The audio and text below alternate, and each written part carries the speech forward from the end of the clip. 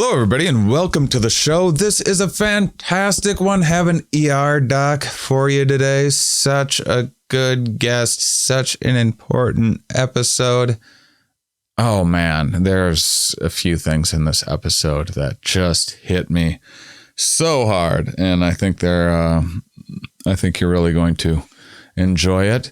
I want you to know that at the end of the episode, I'm going to go through a little bit of research that I did afterwards, clearing up stuff that maybe an ER. I talked with my guest Graham afterwards that maybe a ER doc wouldn't have access. There's new information coming in all the time with things, so relevant to a couple of the questions that I ask at the end. So if you want to stick around to the end, I'll go through a little bit of that with you, especially because I thought I heard some pretty good news on this episode, and then looked into it a little bit more, and there was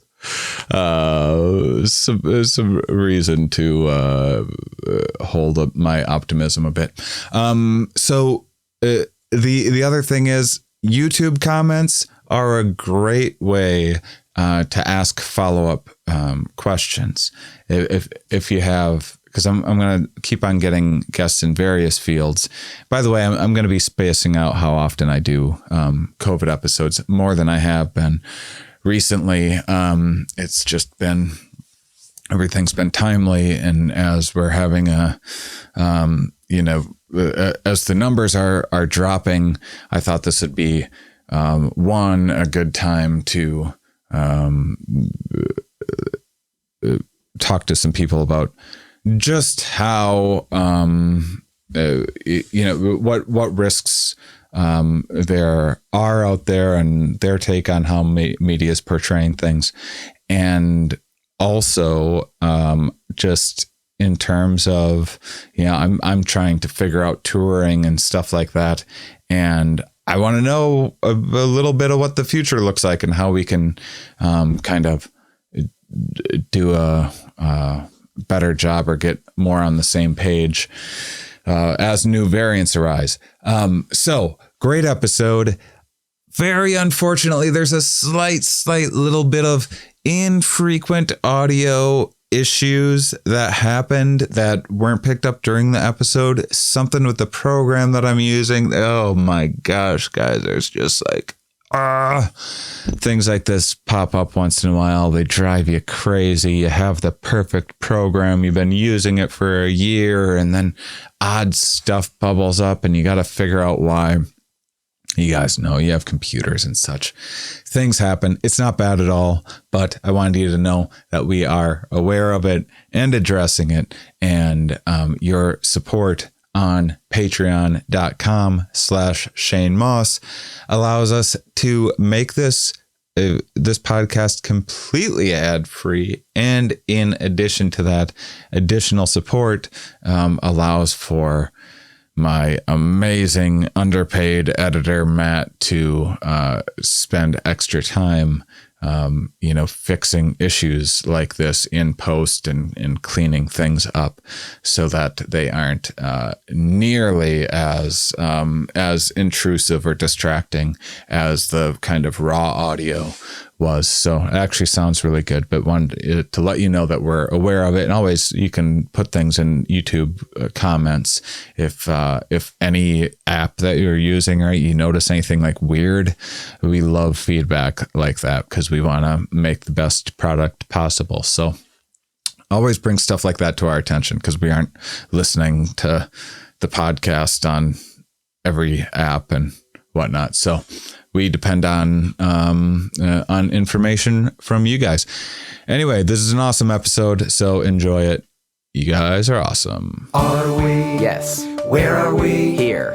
Why are we here? Not entirely clear. We are misfits thrust into existence by random chance, with no hints at all as to how we're supposed to make sense of it all. It's immensely bizarre. Here we are. Hello, everybody. everybody, and welcome to the Here We Are podcast. We have a very special episode for you today.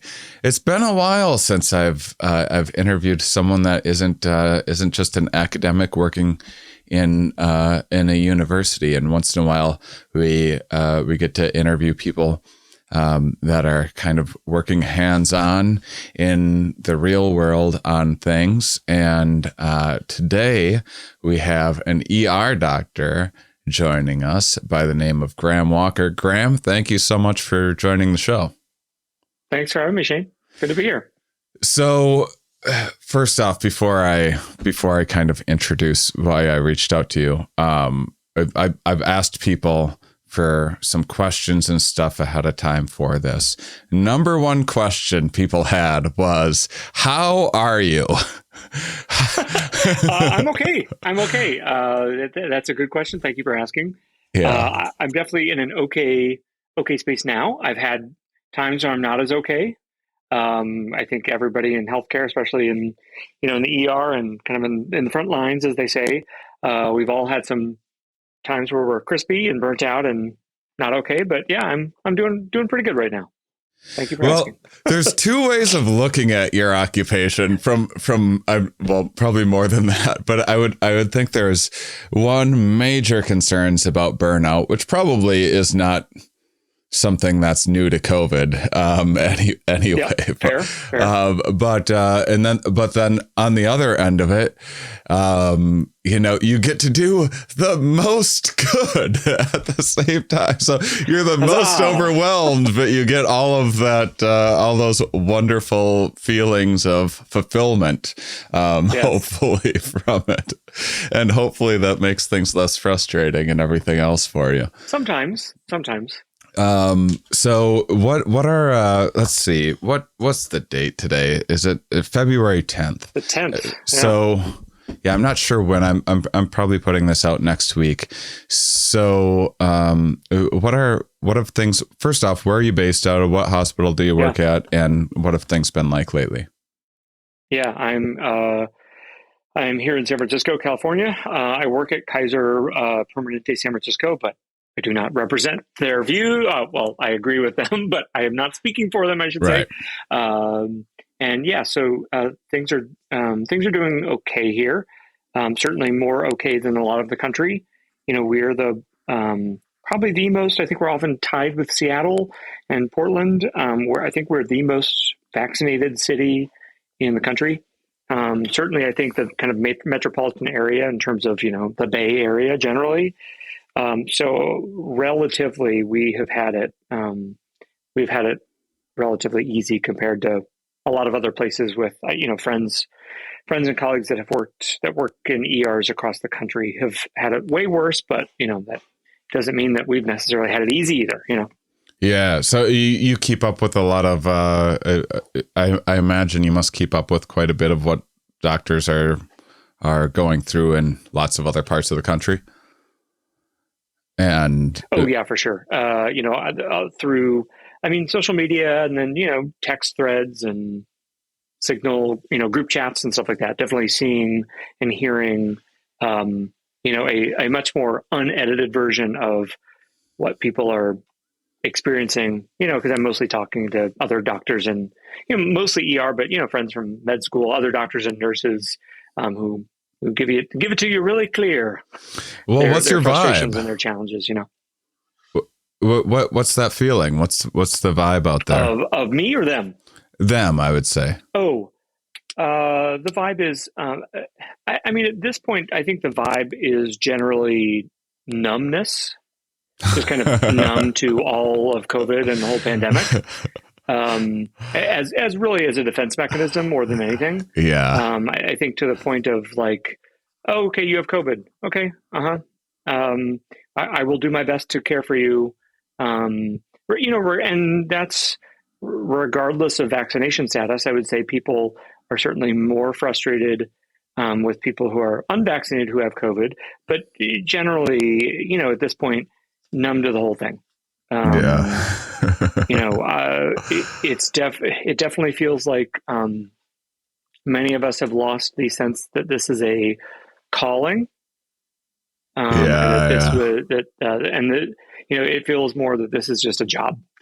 This is the job I do. I will continue to do my best job I can with it.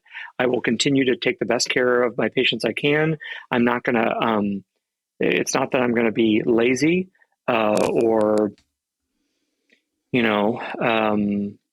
just kind of phone it in, but it no longer feels like a calling, and that I am giving, a large part of myself in exchange for kind of societal, whatever that social contract is that I thought I was, that I thought I was signing. When I went to med school and did residency and, decided to be an ER doctor, working nights and weekends and holidays for my whole life. Which again, I signed up for it. But it's definitely more, okay, this is a job. I'm going to do the job, but it's not, it's very clear to me. And I think probably most healthcare workers that, society really doesn't care enough about us for this to be a calling anymore. Yeah. That's the general feeling of a lot of people. Yeah. That's, I feel for you. That's my feeling as well. Yeah, I mean, that's not the position I would like to be in. I would like, I understand the other side of people being tired of this and, wanting to open up, wanting to get back to normal if they can remember what that was. I mean, I do too. Nobody more than me wants to get back to normal, both in my professional life of not having to wear a face shield and goggles and a face mask and an N95 all day and, special gear for every single patient that says they have a cough or trouble breathing or a fever, which is a lot every day. No more to just my personal life of like, I'd love to go back to a movie theater and stuff. I understand all that, but it doesn't feel like, whether it's from the media not portraying it, it doesn't feel like people are at all aware. Yes. I mean, it'd be better if they were aware, if they were just unaware. It's much worse if they just don't really care anymore about the challenges of healthcare workers in the pandemic. Yeah. Yes. Well said. That's, I mean, it's, of course everyone, I mean, before COVID, I was touring around the world doing shows and stuff. I lost 95% of my income, and there's a lot of, people within the comedy community. There's a lot of motivated reasoning for both comedians, comedy clubs, anyone that's in the business of packing people indoors. There's a lot of wonderful cat that you have there, by the way. What's your cat's name in the background? Sorry. No, don't be sorry. You don't apologize for surprise cats. That's a bonus. I was like, I can't control him. He's going to do what he wants. But yeah, that's it's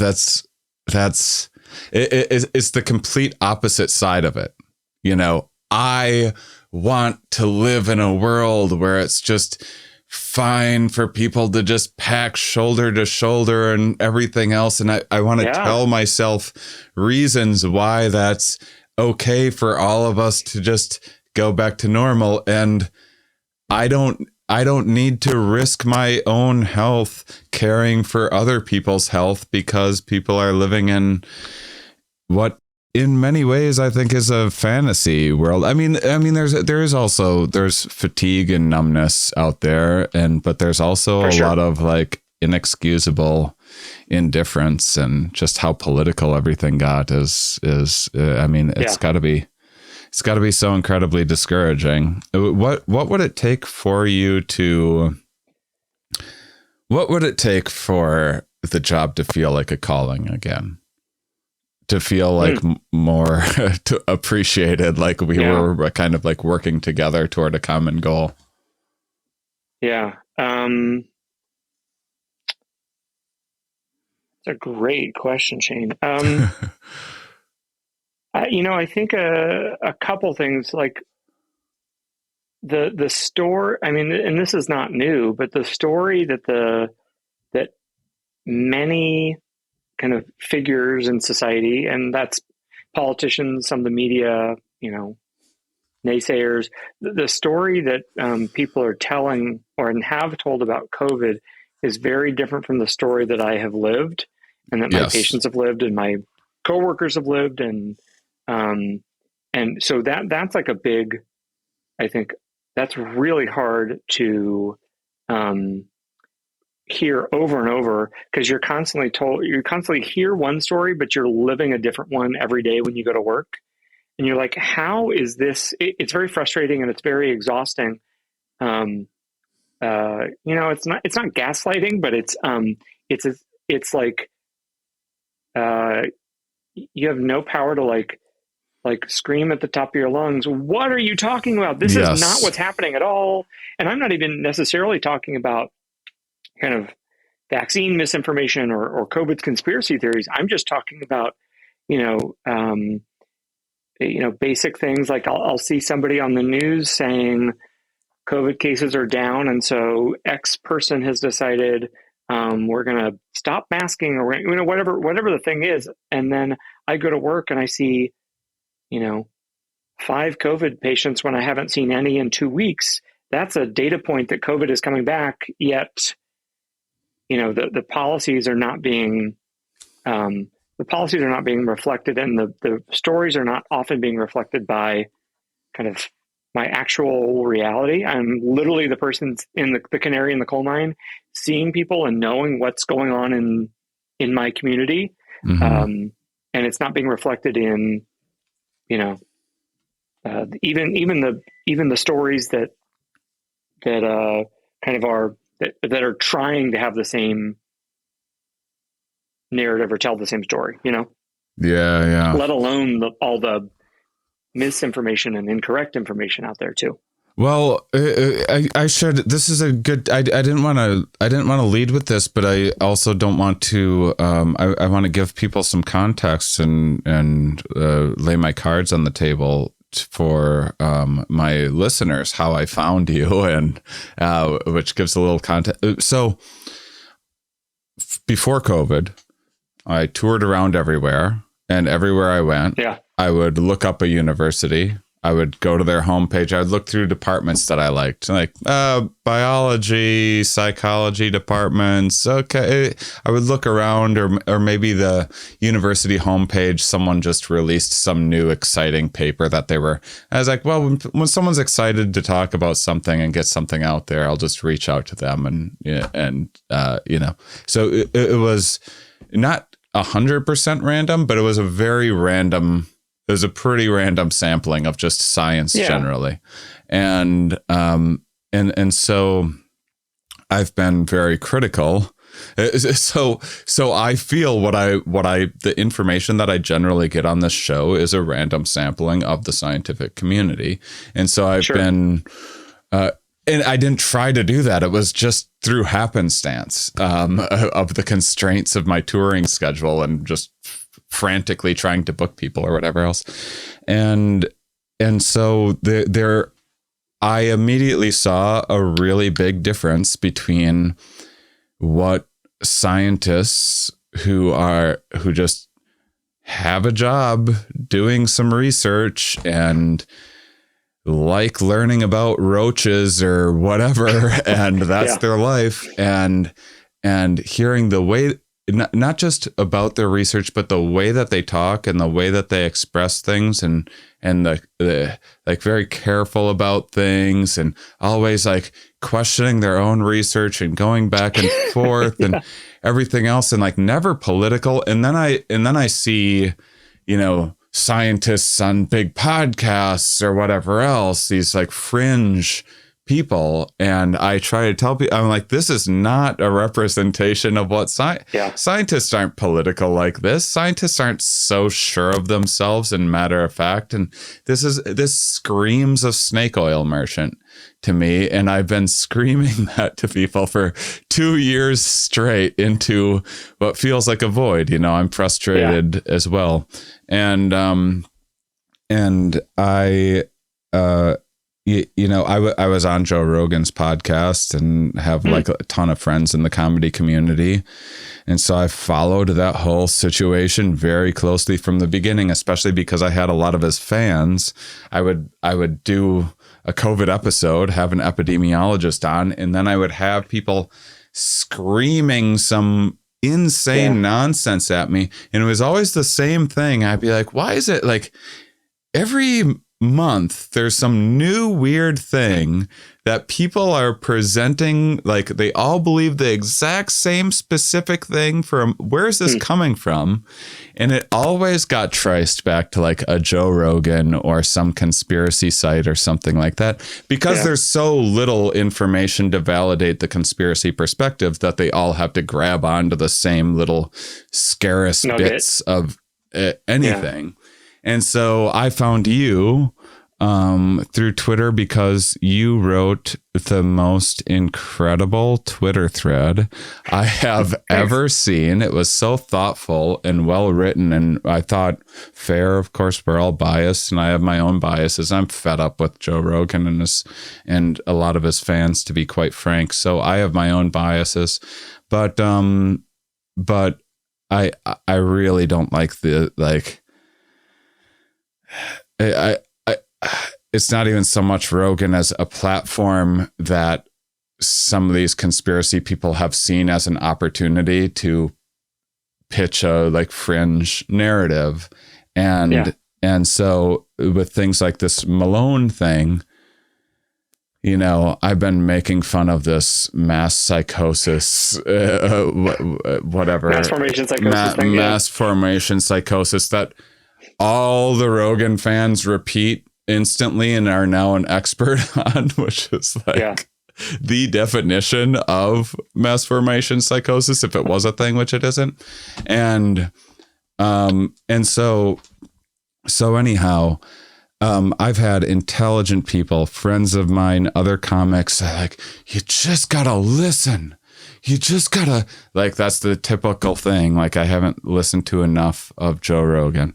And I listened to like an hour of that Malone interview. And, from the perspective of a science communicator, from someone that's talked to hundreds of scientists, I was like horrified to listen to it. Honestly, I was like, of course people are believing this, but this is like such a grift. I listened to 2 supplement commercials within the first hour.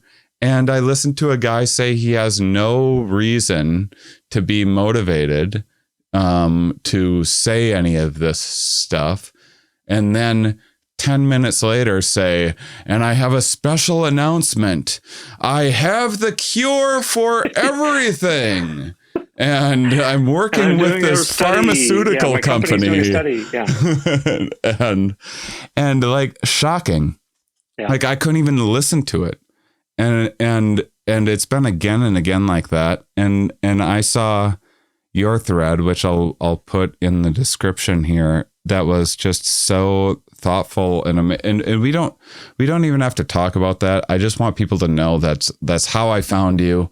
I need to put my biases out there because I am doing a little bit of the same thing that I accuse those people doing, of like cherry picking to find people that like I relate to and everything. Usually I get like random doctors or something like that, but I encourage people to read it. And I was curious, what inspired you to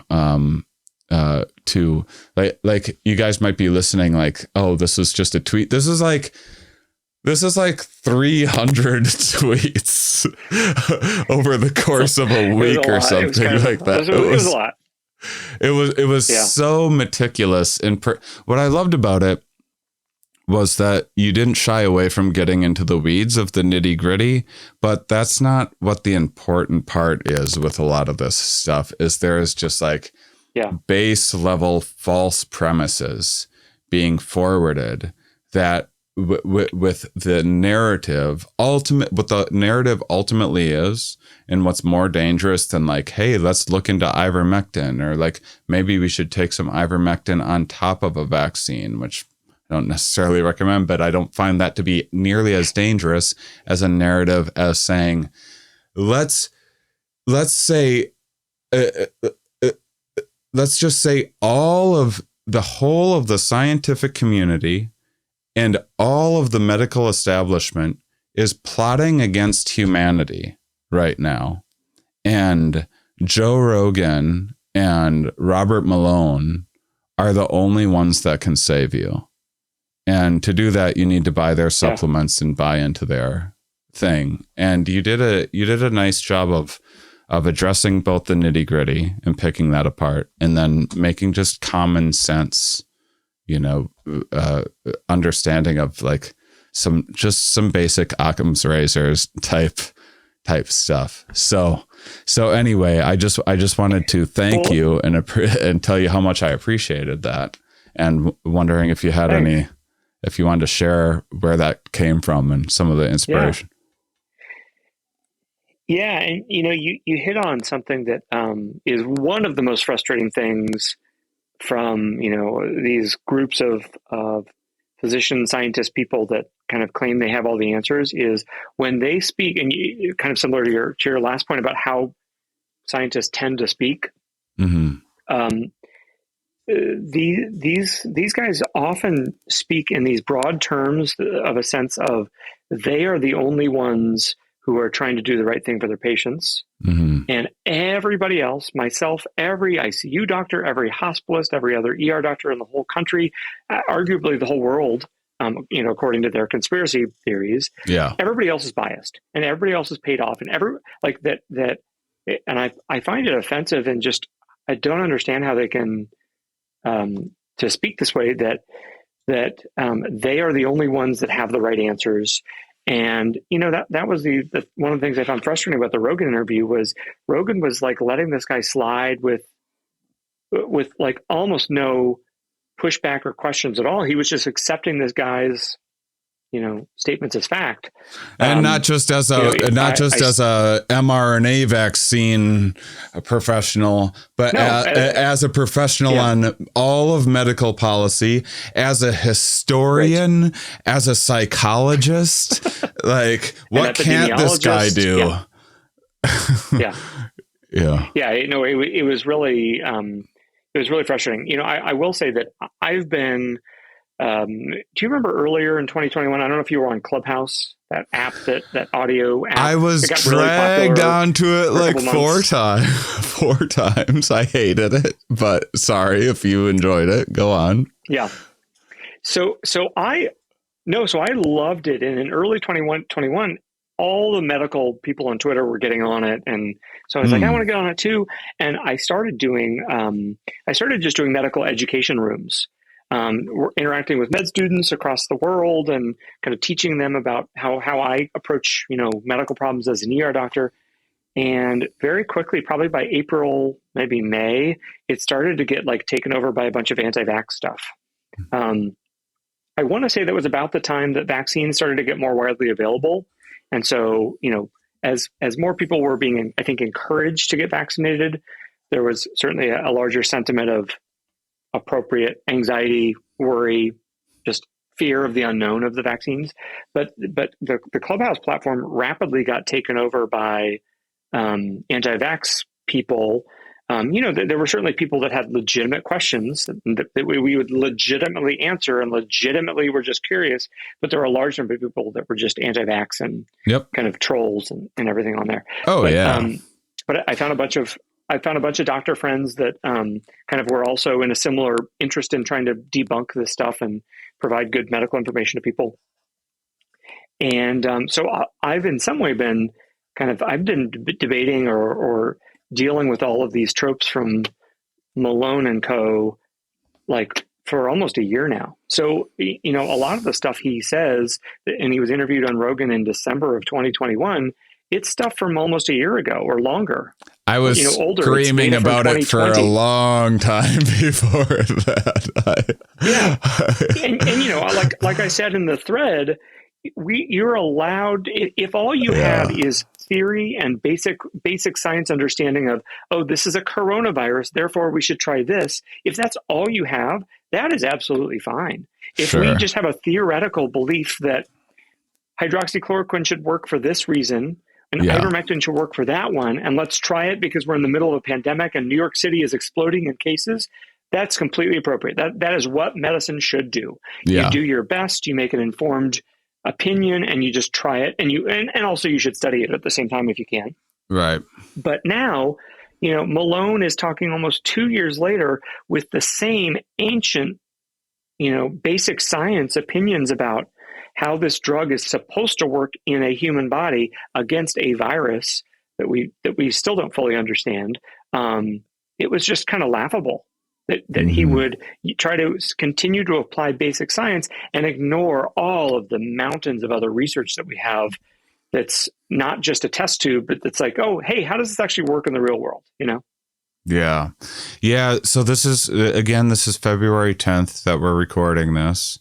And, Rogan put out his video of like, I'm going to do better, which is, I can't tell you how many times during this pandemic where I was like, you know what?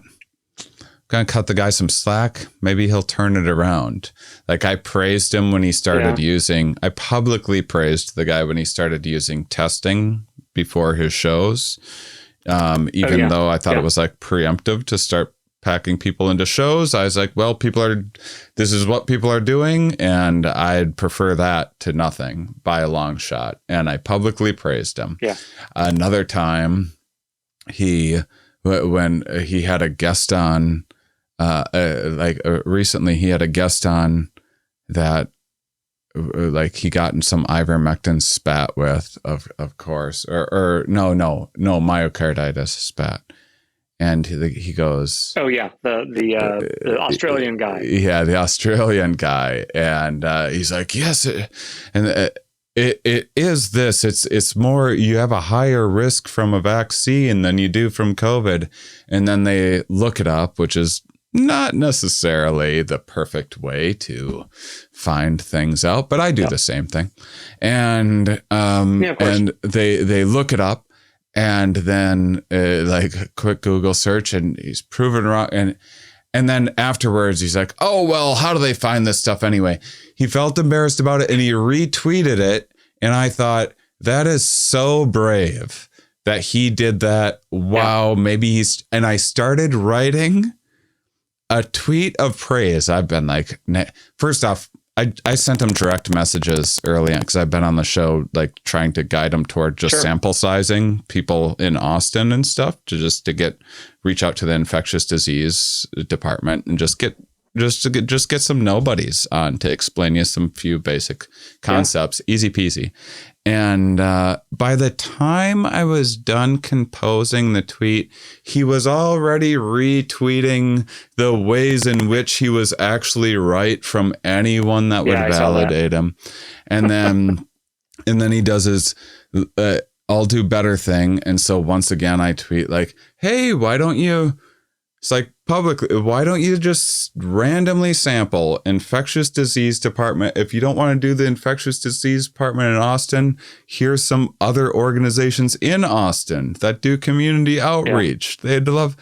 And within 12 hours, once again, retweets this, looky here, about some ivermectin, like a Japan study saying this and that. Oh, yeah. Yeah. 20,000, over 20,000 people retweet it. And it was wrong. It was it was something that they took back and everyone's like, what the hell are you doing? And then this is within 12 hours of the, I'm going to do better shtick.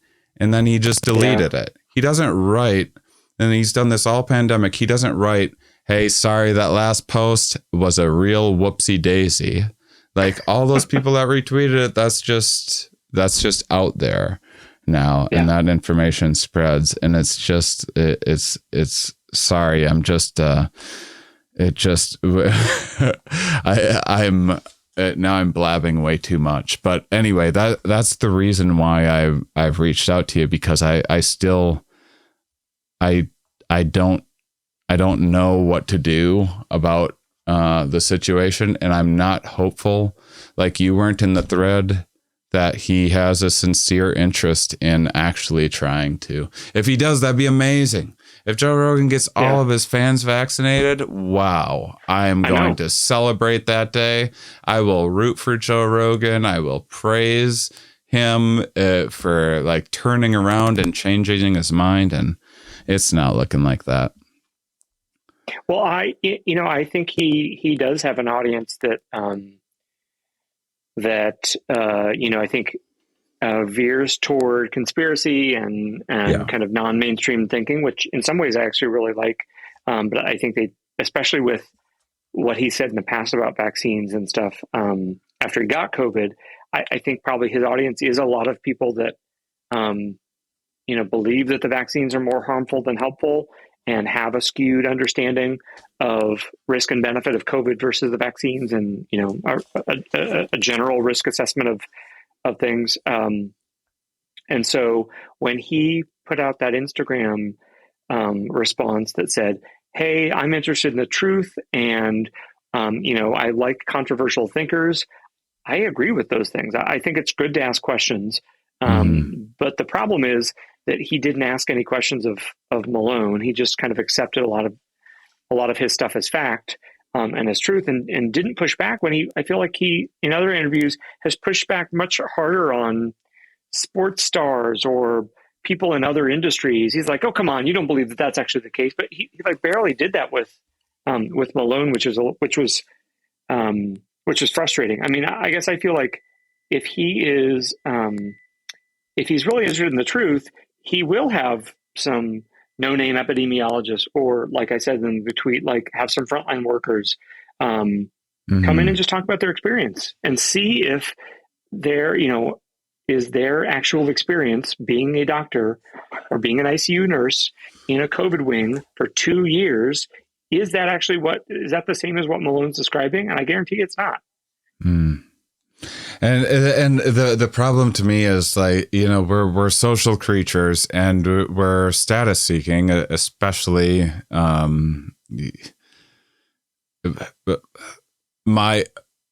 in my probably imperfect way of thinking, I think guys have a bit of a tendency to be a little more status seeking, and so you see lots of, and we all copy each other too. So we see something being successful, and, well, I want to be successful, and this person's a model of success. I should copy what they're doing. And this happens.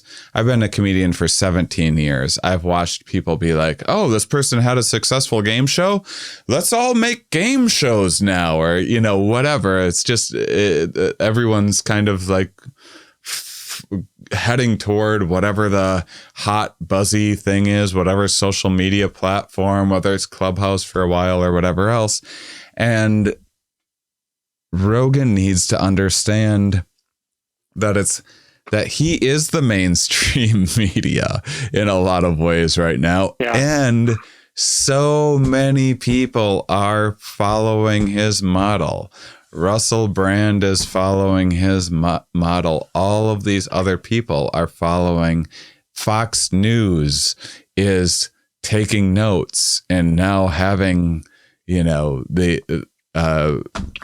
is it, Peter McKellar or whatever, and Robert Malone on their shows, and seeing the success that he's having with this fringe alternative narrative and these like anti-vaxxers, and being like, "Hey, we want ratings too."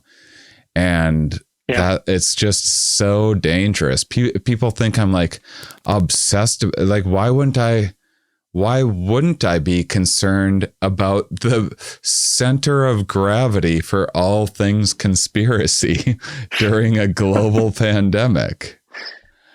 I mean,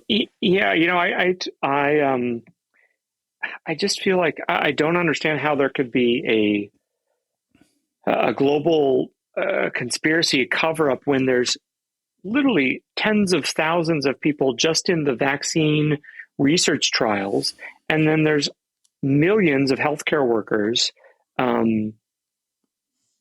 Yet, like, you can't keep like the office gossip a secret at all. Like how are we expecting any conspiracy theory to carry any weight when like Joe or Steve cannot keep it quiet that they're sleeping with somebody else in the office or the hospital or whatever it is. It's just it doesn't even meet like face validity to me.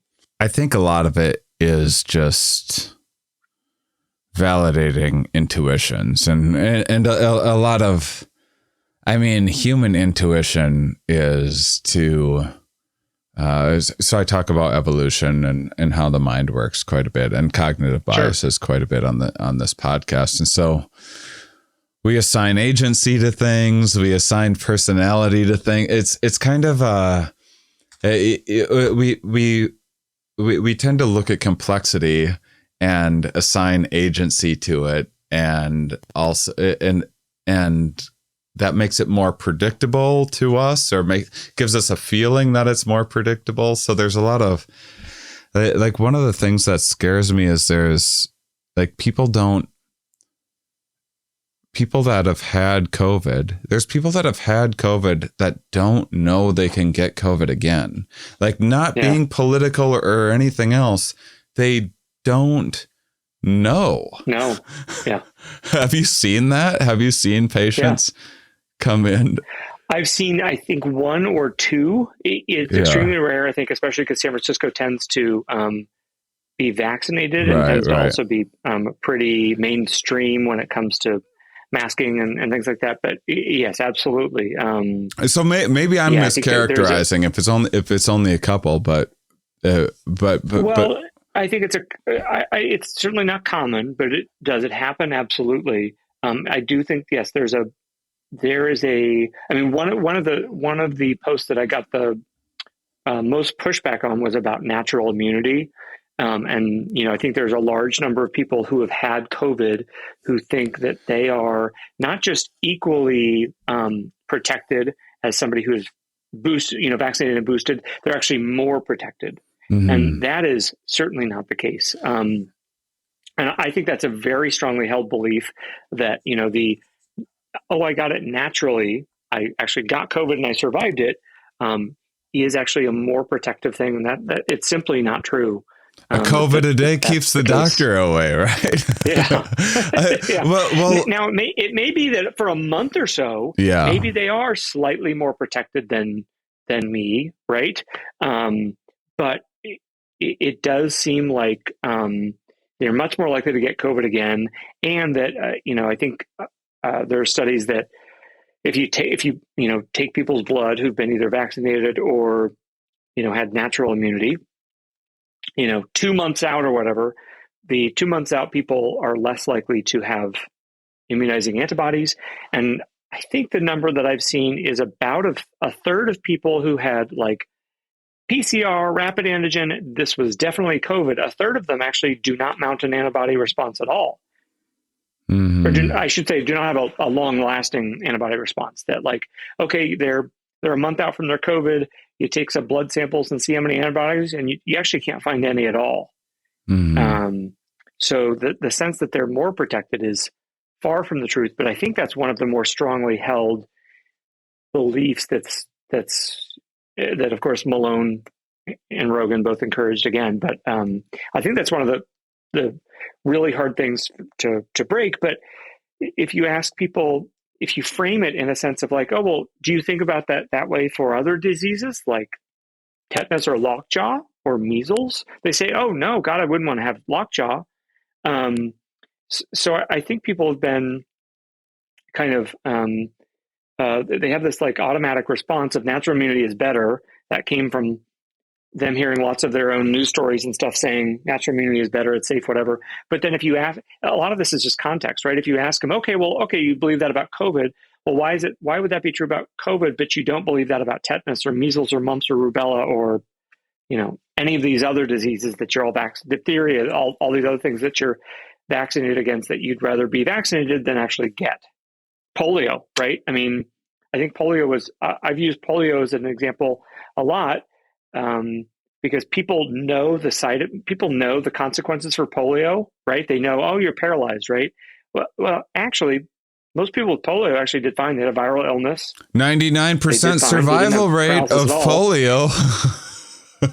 Yeah, that's right. Yeah, that's why I think it's a really good example. Like, I think I looked at the CDC data from polio from years ago. I think it's like 97% had just a viral illness, and then maybe 2% had a transient paralysis or transient weakness, and then it's like 1% or 1 to 2% or even less actually had permanent paralysis and iron lung and all that stuff. That was extremely rare. Most people that got polio had flu-like symptoms, just like COVID.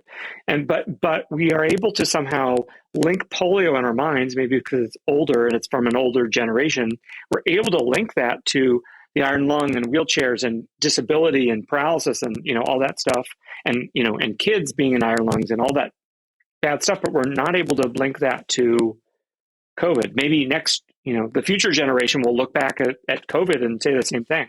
Well, we don't want COVID. Of course we want to be vaccinated. I don't know. I hope so. I mean, there's a lot of like availability heuristic stuff going on there too, where you can visualize someone on crutches for the rest of their life because they got a disease. It's hard to picture what brain fog is, it's kind of hard to picture what just like higher risk of cardiovascular disease going forward, or something that like something like measles, where you have cases of immune amnesia, and the immune system is I'm sure actual virologist would roll their eyes at this characterization, but the immune system kind of going, okay, let's put all of our eggs in the measles basket and watch out for this thing, and kind of forgetting about all of the other threats, and people with measles having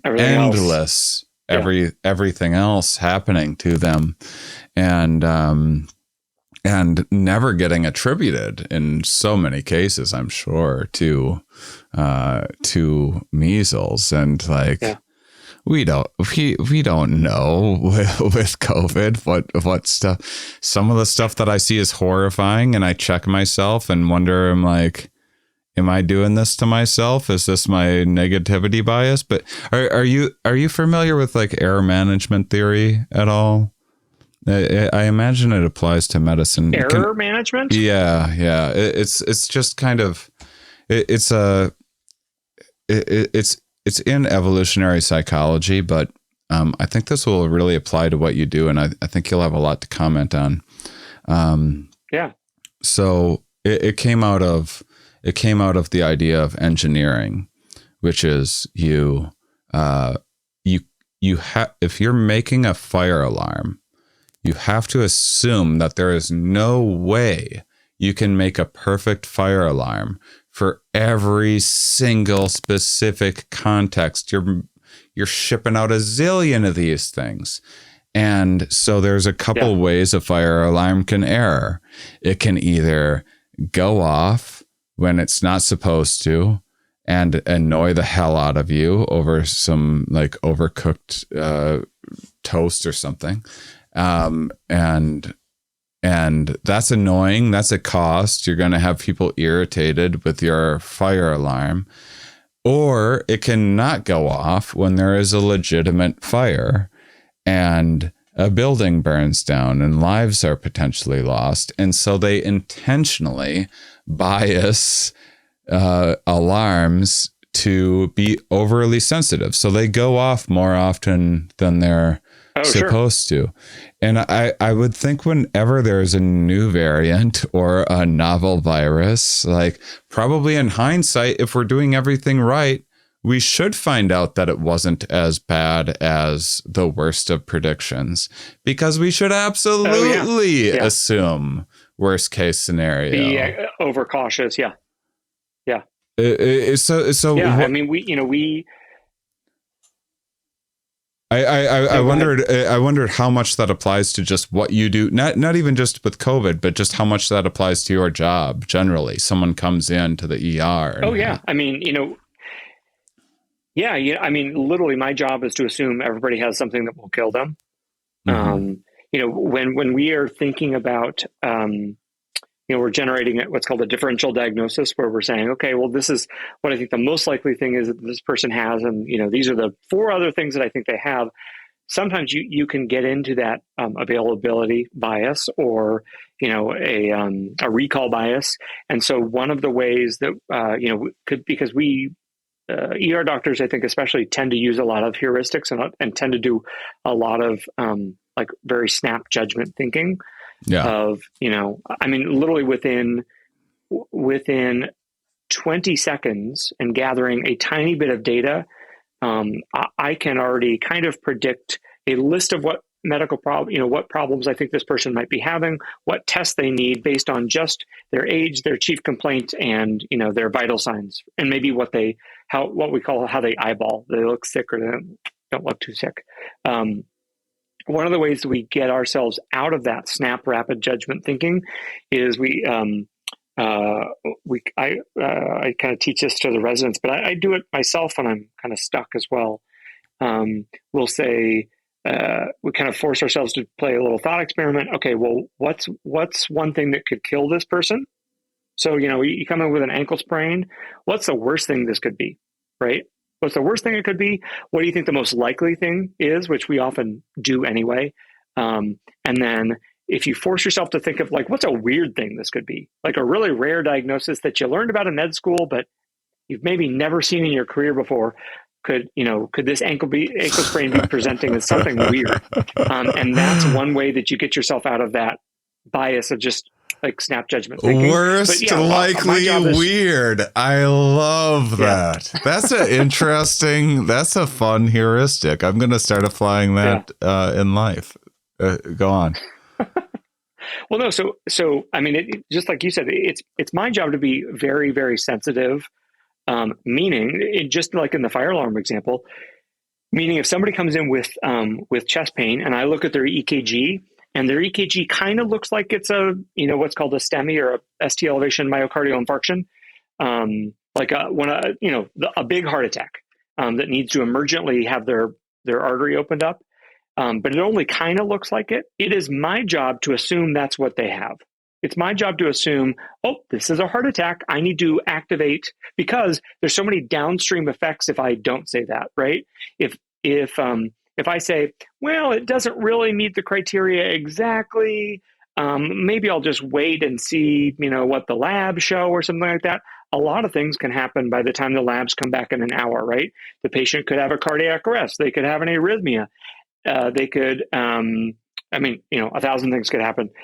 And in addition, it takes the cardiology team an hour to get into the ER, especially if it's, late at night, if it's not, banker's hours. So it's my job to assume the worst within reason. And so, if something seems like it might be a heart attack, it's my job to activate the cardiology team and say, hey, I think this guy's having a heart attack. And then cardiology, the EKG kind of experts, get to override me. They get to say, no, Graham, I don't think actually this one, I see what you're talking about. I see why you're worried, but let's hold off on, taking him right to the catheter lab and opening up his artery or looking at his arteries. Or they're, most of the time, since I'm a good doctor, they say, oh yeah, I agree. Let's take him to the lab. But it's my job to not miss something. And that's also true of everything, not just, life-threatening things. If there's studies on this, if the ER doctor decides to go in one direction with their evaluation, say they think, gosh, I think this guy has an infection somewhere. If they go down the infection route, and they don't, by ordering all these tests for infection, and they tell the hospitalist or the intensive care unit doctor, I'm worried about infection, so I did all these tests and I gave antibiotics. Now can you take care of them in the hospital? But it's not infection, it's actually cancer or something like that. It takes because I've already set everybody in motion on that train. It takes the other doctors, I think it's like 36 or 48 hours to like do a U-turn and turn the train in the other direction to go look at cancer instead. So it's very important that I both kind of consider everything, but do my best to kind of point people in the right direction, because if I'm wrong, we're kind of 2 days behind as well. Have you ever read the book, The Checklist Manifesto? By chance? Oh, of course, by Atul. Yeah, of course. For the listeners, the general premise being that it's kind of this celebration of checklists, the way in which they've been implemented in many different industries, from I'm trying to flight pilot. So the idea is if you're a pilot and you're going down, the intuitive approach is that a pilot starts using all of the knowledge and flipping switches and doing all of these things, but instead training people to flip open a book of checklists and go through everything that's wrong, or that could be wrong statistically, is a better approach. And one of the examples in the book is with I think it was a Chicago hospital that they used. But I'm curious, is there a checklist type system that like nurses and things use within hospital care? So for standardized procedures and something that you do the same every time, there are checklists. So there's checklists like before you go to the operating room. There's a checklist that everybody signs off that, okay, this is the correct leg we're operating on, and this is the right patient, and all these things. Same with the procedure, right? If I'm putting in for high risk procedures, there's not a checklist for like putting in an IV, or maybe there is, but it's in somebody's brain. But like if I'm putting in a central line, which is a big IV, we put in like the anterior jugular vein or the femoral vein or the subclavian vein, because we need to give lots of medicines or lots of blood or fluids quickly. There's a checklist of what we do. Okay, did I wash my hands? Did I put on my gloves? Did I clean the area 3 times? Because it's important that we do it correctly, and we do it kind of in a high fidelity sense, that we do it the same every time. In the ER, we don't have that as much because it's a little bit of controlled chaos, and we don't always know what we're dealing with, right? One person's chest pain could be heartburn, and others could be a heart attack, and others could be a blood clot in their lungs, and other could be anxiety. There's so many things. But we do have it's not a checklist, but it's it's kind of like a root, really simplistic program that we use when anytime anybody's sick, and it's sick means they're like critically ill. When an ER doctor or a hospital doctor says, "Oh, this person's sick," that means they're like, oh, they're really worried about them, that they're kind of critically ill, or you're worried they're going to die or something like that. And it's just we call it the ABCs, and it's drilled into you. You learn a little bit in med school, but it's drilled into you in residency, emergency medicine residency. We have to do like these oral. We have to fly, maybe not with COVID, but we have to fly to the Board of Emergency Medicine rents out a like Holiday Inn or a Best Western or something in the burbs of Chicago twice a year. They rent out the whole thing or most of the hotel, and every ER doctor that just finished residency goes, and you go through you sit in these different hotel rooms, which are little exam rooms, and they just give you a case. They say, okay, well, your patient is 83 years old and is complaining of burning when she pees, and here are her vital signs, and you just have to talk through the case, how you would do this case and manage them. And of course they say, okay, well, now the patient is now confused and her blood pressure is low. What would you do now? Okay, well, now you've given some fluids and the blood pressure is better, but now the kidney doctor doesn't want to come in and see the patient, whatever. But our checklist is just we call it the ABCs. And so I still, to this day, I've been doing emergency medicine. I started residency in 2008. So I've, technically been doing it almost 12 years now. Whenever I have somebody that's sick, it's burned into my brain. It's just the ABCs. So it's airway, breathing, circulation. D is for disability, and dextrose, which is, glucose to check a finger stick. And then E is for exposure. Look on their whole body, get them naked, and look and see if you can find anything else wrong with them. F is for put in a Foley, which is a catheter to look at their urine, and a FAST exam, which is an ultrasound to look for internal bleeding or how their heart's squeezing. G can be for glucose as well, to check their blood glucose. H is, some of these are getting a little excessive, but H is for humanity. So it remembers to, like, don't forget to give them pain medicine if they're, in pain. I love it.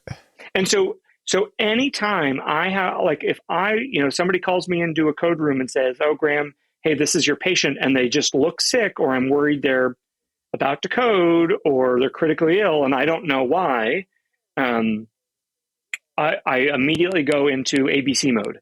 So, we just say, in the board exam, you are like, it is drilled in your head. You say, when I walk into the room, what do I see, hear, and smell? Because sometimes there are a few things in medicine you can smell something that helps tip you off into what's wrong with them. And then the other thing you say is IVO2 monitor, and that means put in 2 large bore IVs. So that's a catheter, an IV, and both elbows usually. IVO2 monitor, put them on oxygen, and put them on a monitor so you can get a full set of vital signs.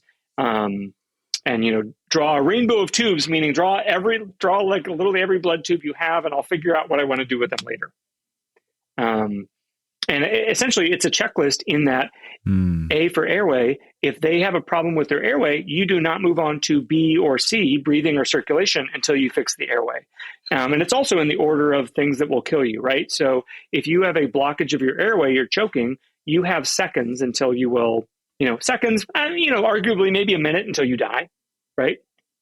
Breathing, if you're having trouble breathing, you've got a little bit longer. You've got, 15, 20 minutes. That is the weirdest thing when you choke on food. We all choke on food once in a while. And there is a very specific bodily response that is like, you have 1 minute to live to resolve and your body this situation. Your body lets you know. Your body is one clear. of the craziest things about life.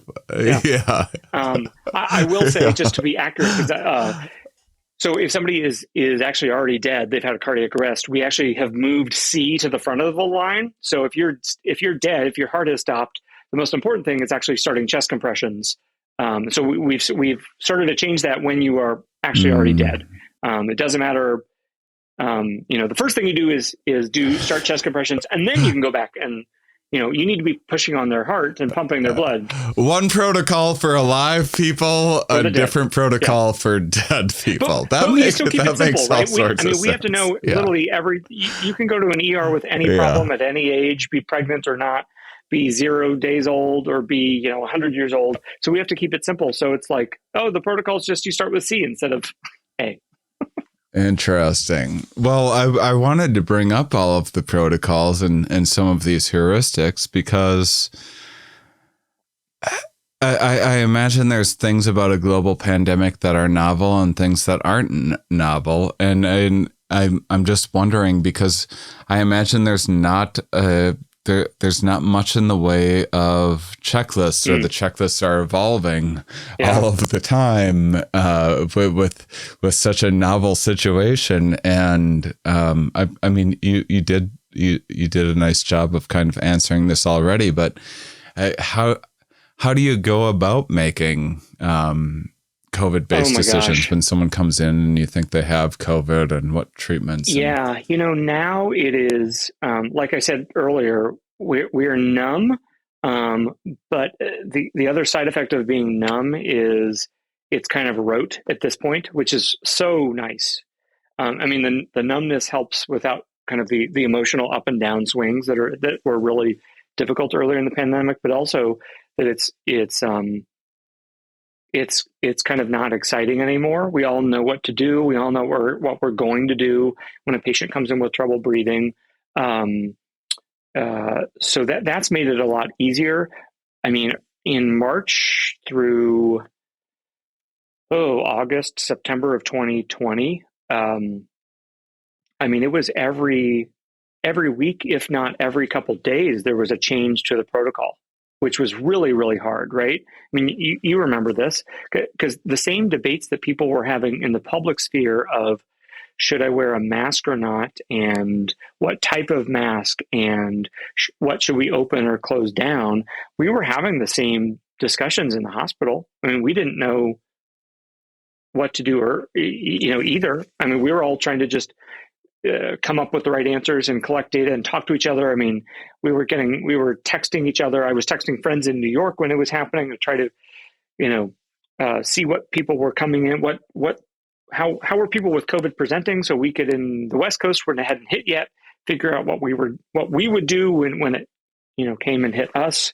But it was changing all the time. So, we would get an email with the new protocol that was like, okay, based on these criteria, now you can test somebody. I mean, I remember my first patient, this was probably maybe the first or second week of March of 2020. And like, remember we had almost no tests. And I think even the tests were being sent to like 6 regional labs in the country or something like that. But obviously in San Francisco, we have a lot of people coming from people traveling from Asia. And so I remember like you could not get tested unless you had travel from China. And so I remember like getting yelled at by this patient who was scared, and I was scared too. I mean, I felt bad, but because she had, I think, a cough and maybe a fever or something like that. And it was a night shift, and I had let my colleague go home early in the night. So she came in, it was just me. I didn't want to go in the room and see her. Obviously I did, but, I examined her and talked with her a little bit. And then I said, I'll talk with you by phone. I actually gave her a phone, and I stepped out because she was like literally the first person I'd ever seen with maybe COVID. And so I was talking to her by phone, and she was just like screaming at me, like, why can't I get a test? And I was just also frustrated because I wasn't allowed to give you a test. The policies were changing so frequently. And, had she come in 2 weeks later, maybe, I don't remember how quickly the policies changed, but, maybe at that point she could have gotten a test, but it was, I mean, every couple of days we would just print out the new guidelines of, okay, if you're a healthcare worker, then, and they have these symptoms, then do this test, or they can get tested, or they can't get tested, or, whatever the thing was. If they have travel from here, do this. If they're, from these other countries or whatever, do these tests. So, it was changing all the time. We were just trying to figure out our best science at the same time as everybody in the public world was trying to figure out what to do too.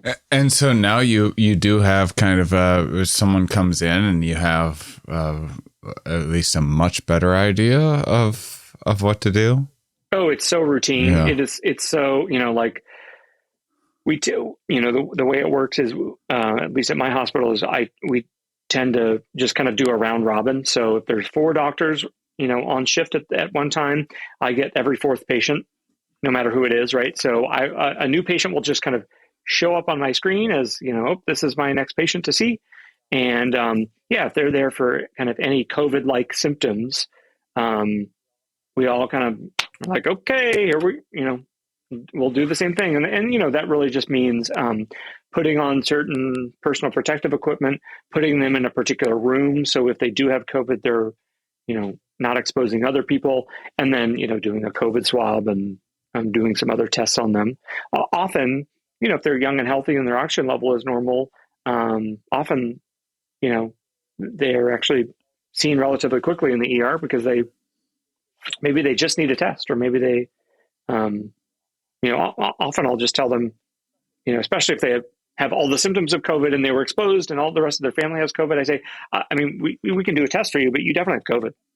You don't really need this test for me to diagnose you with COVID. If we didn't have the test, if we were out, I would just say, you don't have taste and smell. Yeah, right. It's, I mean, that to me is like, because of now the ease of being able to diagnose yourself. I mean, when we see the worst day this year, there was 1.5 million new COVID cases in a day in the United States. amazing, like in such a horrifying way. And that's just the lab and hospital and clinic reported ones. That didn't even count. That's what I'm rapids. saying. Yeah. There's so many people just lose their taste. They're like, I got COVID. I guess I'll just hunker down or whatever. Yeah. I mean, it's hard to even estimate how many people. Like, what is it?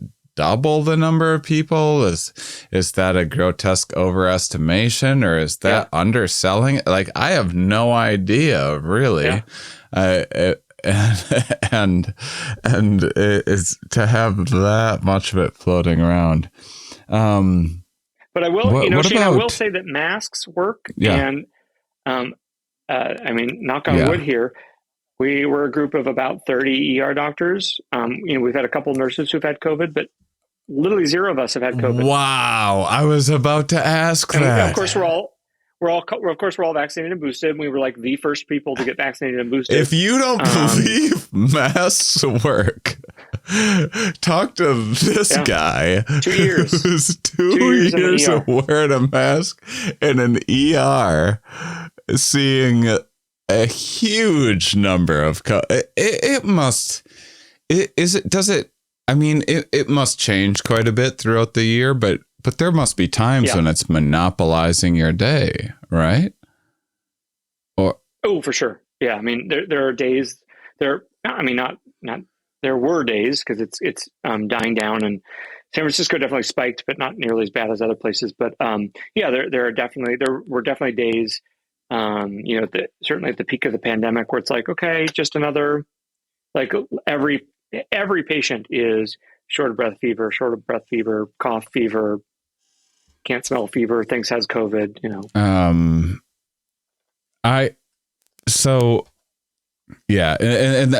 in terms of, that's the other thing.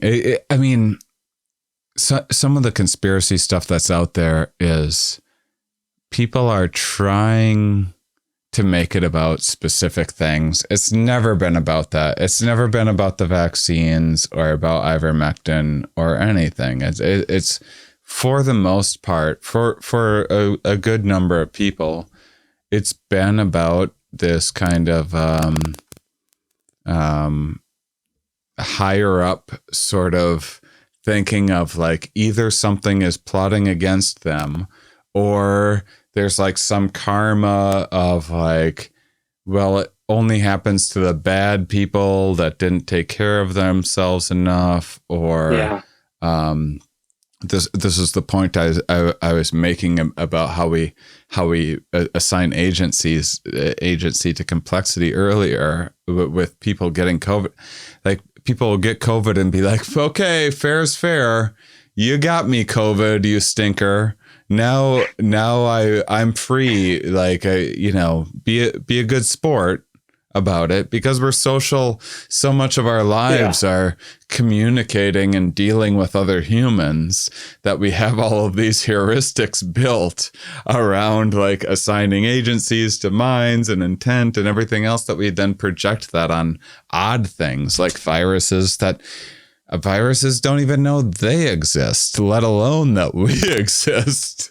Viruses have no idea what they're doing. Yeah, science can't even decide if viruses are alive. And I guess I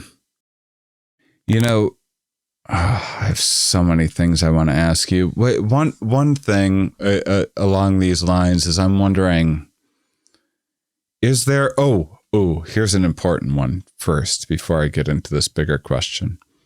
In terms of vaccines and vaccine injury, how many people come in with a vaccine injury in San Francisco? It's the highest. You said it's one of the highest vaccinated cities in the country, right? Yeah, if not the number one. Yeah. I think we have 850,000 people, and I think we're 85-ish% fully vaccinated. I mean, this is one of the things I've tried to use to argue my point for a long time is, I've seen zero people with, vaccine injury or, diseases that I could attribute to vaccination, either temporally or, just medically, despite, being a city of almost everybody vaccinated. And, if people have symptoms that are worrying them, I feel like I would see it. I tend to see a lot of people who have a lot of symptoms, and people tend to come to the ER when they're not feeling well or when they're worried about something. So I think I can't imagine that I would miss that. You would certainly see some nocebo effect stuff happening of like people of people fretting, when they have an unwanted response. I've seen probably a handful of people that had the thing that we all had, which is kind of fevers and or malaise and or fatigue after their COVID vaccine. And they just kind of were not medically literate or kind of health to know like you're lucky expected. If that's happening to you. Right. Yeah. And that was a handful of people. And I said, that's actually just a really common effect after the vaccine. I had that myself, and it usually gets better in 24 hours. But in terms of anything more than that, than just a symptom of kind of malaise and fatigue, I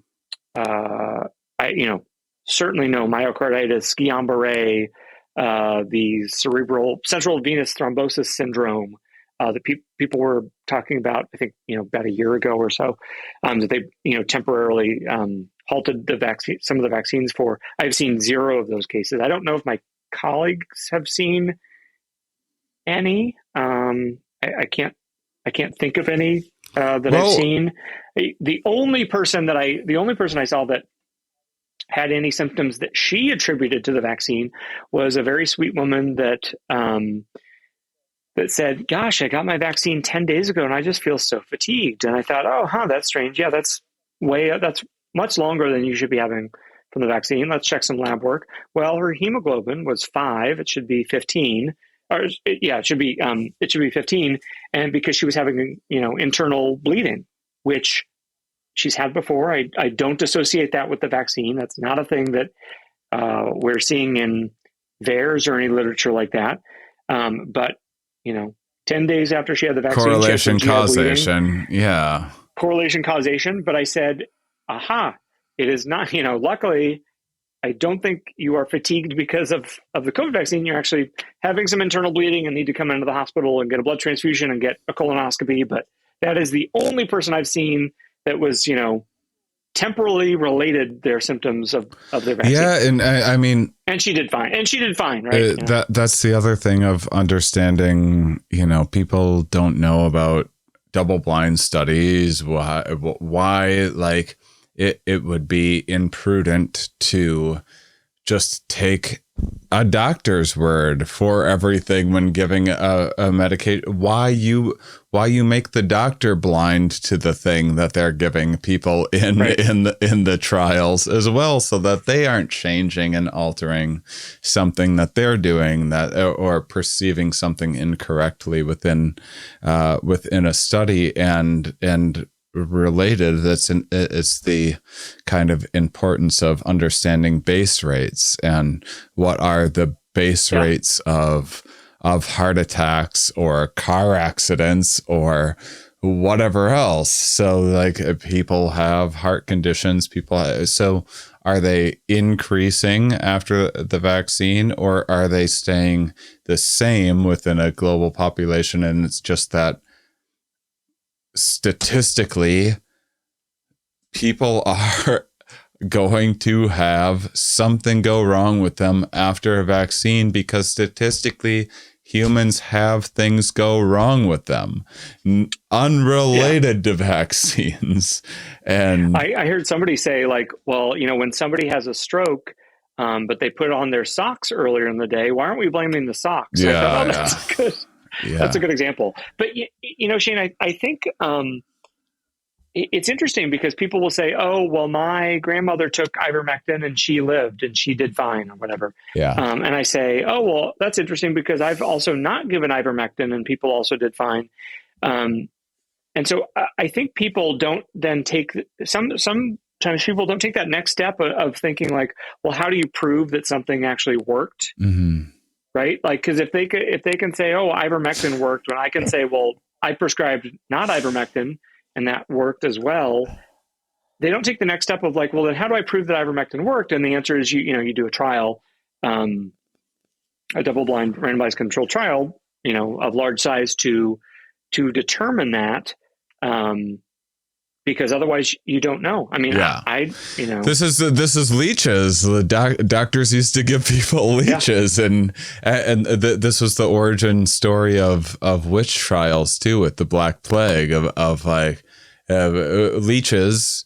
When someone recovered because of their own immunity, or whatever, there were certain things I think where it actually did help to take blood out and weaken the immune system because you had an autoimmune, whatever. There was like rare instances where it may have actually helped, but there was.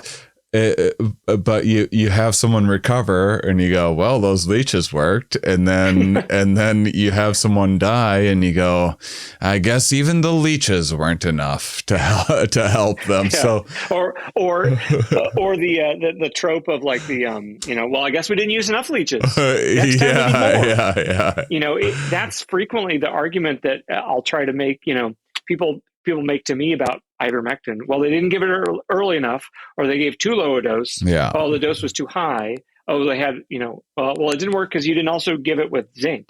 Or, well, no, it's not ivermectin. It's ivermectin plus zinc plus hydroxychloroquine. That's actually the secret. I mean, there's always an excuse why these things.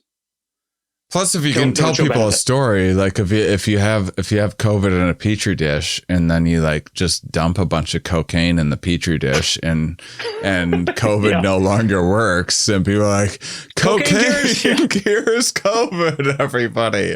Oh, you just haven't done enough of it yet. Like, that's a story people are really going to latch onto. Well, I have a couple really big questions for you. So, all right. I guess we should go this way. In terms of, because one, whenever I get excited in a conversation, I blab so much and I give my guests way too much of my own dumb philosophies and I don't let them talk enough. So either you have to come on again or you have to recommend one of your colleagues in like another region or something to come on. Yeah, totally. But speaking of base rates, are you noticing anything? Boy, I don't want to ask a loaded question here and bias your opinion, and I don't want to scare people too much either. But I also want people to be aware. I'm wondering, are you noticing just an uptick in general? We talked about measles and a cascade of outcomes afterwards. Are you noticing peculiar? I have a Discord. Are you familiar with Discord? It doesn't matter. Yeah, sure. Anyway, I have my own Discord and some fans and stuff are on there, and I have some nurses and things, and I've seen some reports of some like kind of an uptick in things that people will come in with mysterious-ish illnesses that don't like fit their age and health, and then they find out that they had COVID months earlier, and then it just all kind of makes sense. Have you seen? Has there been any? Have you noticed any kind of uptick in? Because another thing, and good. Fucking good, because I hope this. I hope that I'm wrong in my idea of this, and because I also saw like little bits of stuff when I really just like I know certain accounts I can go to give myself a good scare anytime that I wanna like go to a movie or whatever else, and like, well, maybe I should consider this side of it first. And I heard even where Omicron came out of, there was a uptick in base rates of like cardiovascular things and other things like that, like 3 months later. So people went like, Omicron, mild, terrific. Everyone got it. They're all fine. And then 3 months later, suddenly just like a huge number of people getting sick with much like drawing the audience back to the measles example of immune amnesia and having flus and other sicknesses afterwards that you would never in a million years then write in the report that it was related to measles, but it is. Sure. No, I can't say that I am. I mean, that's there was a paper wonderful to hear. There was a paper that came out this week that was really trying to document like what is long COVID and like, hey, let's look at people that were infected with COVID and just specifically looking at their cardiovascular kind of health generally. And it did seem like, and this was a large kind of trial, not a trial, a large kind of descriptor. It did seem like a lot of people once infected with COVID had a small uptick in pick a cardiovascular kind of symptom or outcome that you want. Everything from just palpitations or kind of an arrhythmia like atrial fibrillation or something like that, which is an arrhythmia of the heart, to kind of more serious things like heart attacks and heart failure and things like that. A very small uptick for just everybody who had COVID compared to controls, and then but a much higher uptick if you had to be hospitalized for COVID, and then an even higher one if you had to go to the intensive care unit for COVID. Well, because this is like sepsis stuff. Like I've had guests on before talking about sepsis, where it's like if you're hospitalized, you can have a little bit of. If you're hospitalized with sepsis, you have. Like the statistics on people living much more than 3 years after that are like horrifying. Yeah. So, I mean, it's hard to know how much of this is the COVID, the insult of COVID itself versus the insult of being hospitalized and being in an intensive care unit is extremely bad for the body. What do you mean by that? And the mind even. So it's hard to know exactly what this is all saying, but it was even more data of like, you really don't want COVID if you can prevent it through being vaccinated and wearing a mask. Like I am going to keep wearing a mask because I don't want COVID at all. Even though I'm vaccinated, I'll be fine. I don't want that small kind of increased risk of having a new arrhythmia and having to be on blood thinners for it, or needing to start seeing a cardiologist for my heart failure or anything like that.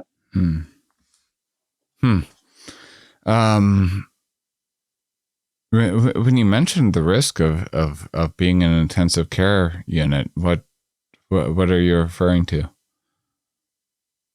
Oh, like how it's bad for the body? Yeah. Oh, just so if you're in intensive care, not everybody, but most people in intensive care, certainly with COVID, are on a ventilator. So if you're on a ventilator, that means you have like a 7 or 8 millimeter caliber tube down your throat into your trachea to breathe for you, because that's one of the most serious problems with COVID is fluid in your lungs. Now that's of course incredibly uncomfortable to have a tube down your throat. So then you have to be on medicines to sedate you, to keep you asleep, to keep you from pulling the tube out. So those medicines all have side effects. When you are lying in bed, your muscles atrophy. When you are lying in bed, your muscles atrophy. And if you're not moving your legs, you have an increased risk of blood clots. So then we often will put people on blood thinners to reduce the risk of blood clots, because if those blood clots go to your lungs, they can make your lungs even worse or be fatal as well. All of those things put increased stresses on the heart. If we give you too much fluid, your heart and lungs get pissed. If we don't give you enough fluid, your kidneys get pissed. And then that can lead to needing dialysis. You can have internal bleeding because you're not eating food. I'm sorry to laugh. I love a good horrifying, just like I like going through a tragic, just downward rabbit hole. I mean, we're constantly, the ICU is constantly kind of, the body's trying to teeter this way, and so we teeter it that way, but then we accidentally push it a little too far that way, so then we have to push it back this way, and it's just constantly a balancing act. And that's just the kind of the different organ systems. I mean, just being on those medicines and being sedated, there's ICU delirium where you get delirious and confused. So like a normal person can start hallucinating or essentially not sleep because they don't know if it's day or nighttime, and they've lost those cues of day and nighttime because they're in a room without a window. There's lots of, you don't want to be in an ICU or, God forbid, even a hospital unless you really need to be. Well, that leads me to my penultimate question. I knew I was going to do this. Every time I'm so excited about a guest, I hold on to them as long as I can. So we're going to bump right up against the wire, but I know that you need to go. What about people, because of the current condition of we're in a global pandemic, people being aware of hospitals being overwhelmed, people being aware of hospitals being a really good place of getting COVID, people being aware of, like, sometimes I had a COVID scare a few days ago, and like within hours of it, I was feeling odd, like symptomatic things that I had to, I'm even consciously telling myself, like, that's not even probable. We get that too. Yeah. We get that too. So it's not just, because I have an MD after my name, I get the same thing. So. Yeah. I'll bet. You must feel sick a lot then. Holy smokes. But what about some of I remember very distinctly one of the very first episodes that I did, a woman, Nina Pfefferman, an epidemiologist, genius, brilliant, great communicator. April 2020, I think the episode came out, and her thing that she was pleading with people to understand was that this is running the risk of overwhelming a medical system, and it's running the risk of people avoiding going to a hospital who actually legitimately need care, who are going to end up waiting too long, who have things unrelated to COVID, and it's going to exacerbate untold health consequences. Do you have anything to say about that? Yeah, I mean that was the whole point. Remember Flatten the Curve? Yeah. I mean, that was so long ago. Wasn't it cute when we were flattening curve? I know. It did. I mean, that's one of the few things that does feel like a long time ago. Yeah. It worked so well that we take it for granted. People are never going to see like the COVID that they didn't get. That's right. Every flattened curve is just perceived as an overreaction. It's never, we don't have a celebration because the curve is flattened. Right. Well, I had a cardiologist in medical school who told me, you shouldn't be put off by, sometimes we will put people on a blood thinner if they have an arrhythmia, atrial fibrillation, to prevent strokes. But obviously that blood thinner can cause bleeding, but you also don't want to cause strokes. And so I remember she told me, you'll never see, make sure I get this right. You'll never see the strokes that you prevented by putting somebody on a blood thinner. You'll only see the internal bleeding that you caused from putting them on a blood thinner. And so you're kind of primed by the fact that you're seeing them, that there's evidence in front of you. Oh my God, I caused somebody to have bleeding. You'll only see the things that are kind of pointing you, oh, maybe I shouldn't put people on blood thinners. And so really it's the data, these big trials that we've done that say, putting somebody on a blood thinner like reduces their risk, I think, like in half or more of having a stroke. And so, yeah, I just that made me think of it like that. Even though we flatten the curve, nobody really appreciates it because we don't see all the additional cases that didn't show up to the ER because they never existed because we flattened the curve. Yeah. And what about problems that you see where people are showing up and they definitely should have, and in the experience of your career before COVID, you would have seen people at earlier stages, and now you're seeing them at later stages because of reluctance. Yeah, we definitely had that in early 2020 when like literally everything shut down. Mm-hmm. I mean, I would go to a shift and in the ER and there was nobody there. Did you get the pans? Did you get some pan love? Lots of pans. Oh yeah, for sure. Man, for sure. We need to bring the pans back. It was great. Yeah, it was great. Yeah. And I felt like they were cheering for me. I did a little princess wave. We need to bring the pans back. All right. Yeah.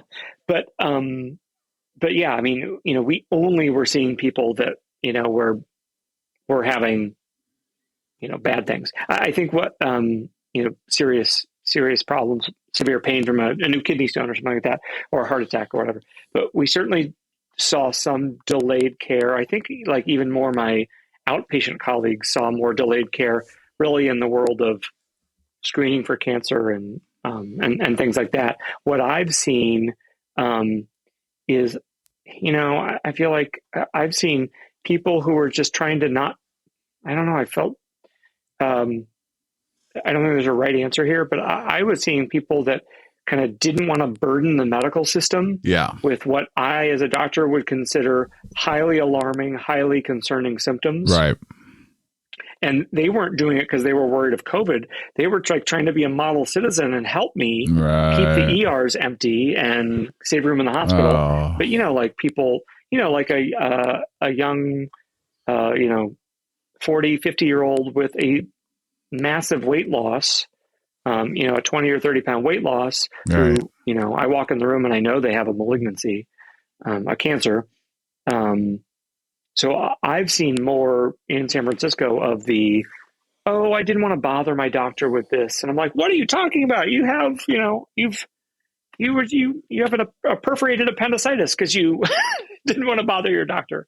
Please come in. I mean, it was really hard to find that message, like walking the line of the right kind of public healthy message of like, don't come in unless you need to, but also definitely come in if you need to. Mm-hmm. And also we'll also keep you like, yes, there's COVID everywhere in the ER, but also, by the way, we'll also keep you safe as much as we can if there's COVID in the ER. I mean, it's not, I don't think there is a way to message it clearly to people. Because it's not a clear message at all certainly for people that are lay people and not in medicine, Okay. I mean, all somebody knows is I'm having chest pain. Well, is that serious? Does Dr. Walker think I should come in or I shouldn't come in? Yeah. Yeah. I think, get people getting in their head about what used to be default behavior is really tricky, especially when it comes to vaccines. It's like you don't want to start getting consciousness involved in a vaccine debate. Just turn your fucking brain off and go and get vaccinated the way it's always been. We go and get polio and measles vaccines and we just do the damn thing, and you don't think about it. Once you start thinking about it, oh my God, a horror show. Well, I mean, Shane, I'll just say that, like, it's completely reasonable to be scared of a new vaccine, new technology. I'd be lying if I said I wasn't like a little nervous when I got the shot too, but I'd read the data. I felt really confident in the data. I trusted the data.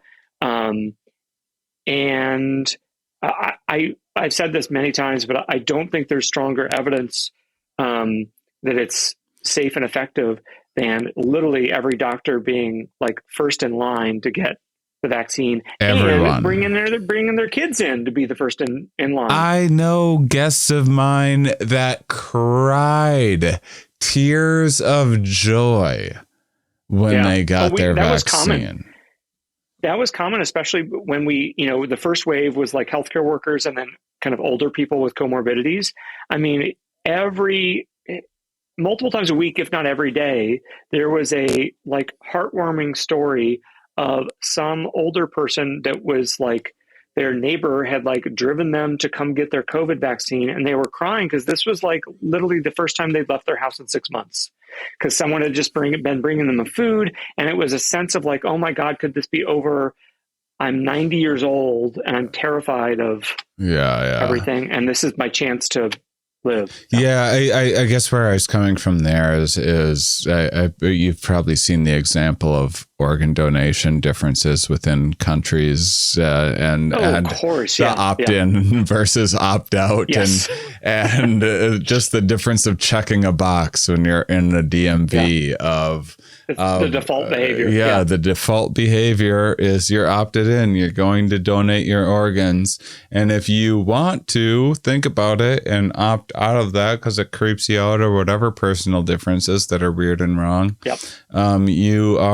it's within your right to do that. But to have people make the decision to donate their organs, now they're thinking about death in the DMV and all of these things that are like so complex and horrifying and everything else. And I mean, if there's in a world where we're just like constantly updating Adobe and everything else, like if there was one thing to click agree on, it would be scientific consensus, in by default. And then, when you're going to have plenty of alarms in your mind to steer you otherwise. But like once you start getting those stories spiraling, I got to let you go in a minute. Yeah, you just swirl. Yeah. I got to let you go in a minute. I have, I'm mindful. I'm watching the clock. Can I have you for 5 more minutes for one last closing question? Of course. Okay. Yeah, sure. I want to make ER people, I want to make doctors happy. I want to make them feel fulfilled again. I want to make them feel appreciated. I want pots in the streets. What do you think about something that is, tell me everything that's flawed with this idea. So I'm sure it's endless. I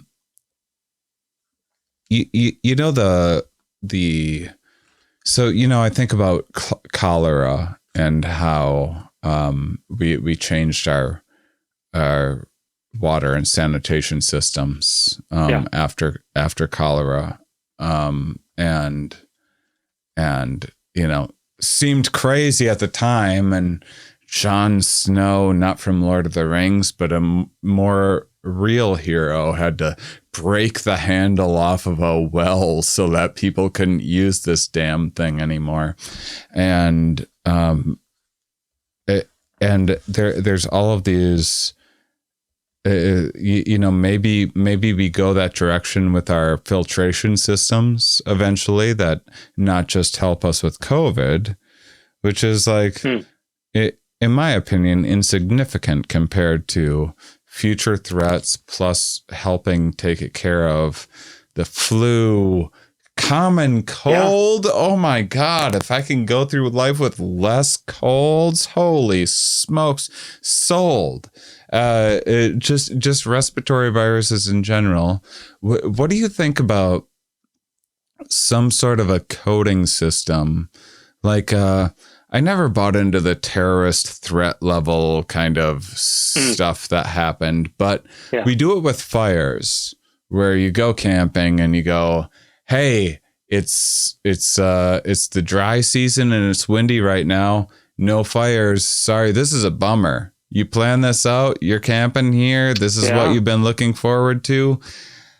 I'm sorry, you cannot have a fire because we cannot risk a wildfire. And then other times you can totally have a fire, and then other times there's something in between where there's like more restrictions involved.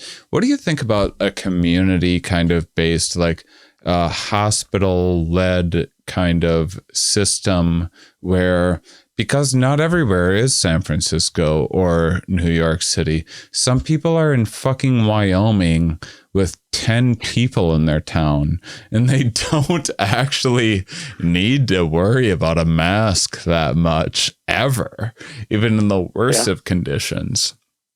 So is there something like that feasible that you could think of that or that you've talked about, or anything that you would just like to see changed from? I mean, I'm sure there's endless. In terms of like a based on risk, a change in policy. Yeah, because we have waves and things. And flows. Yeah. To navigate the ebbs and flows so that people don't start thinking like, this is the government trying to put slave muzzles on us. That's a real thing that people have told me, by the way, not me. That would be a horrifying thing for me to make up, but a real thing that's been screamed at me on social media.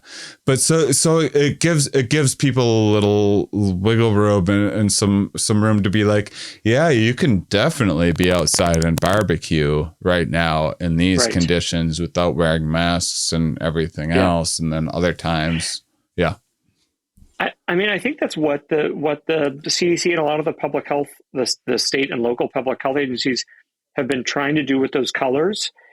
The levels of community transmission, by county or, whatever levels.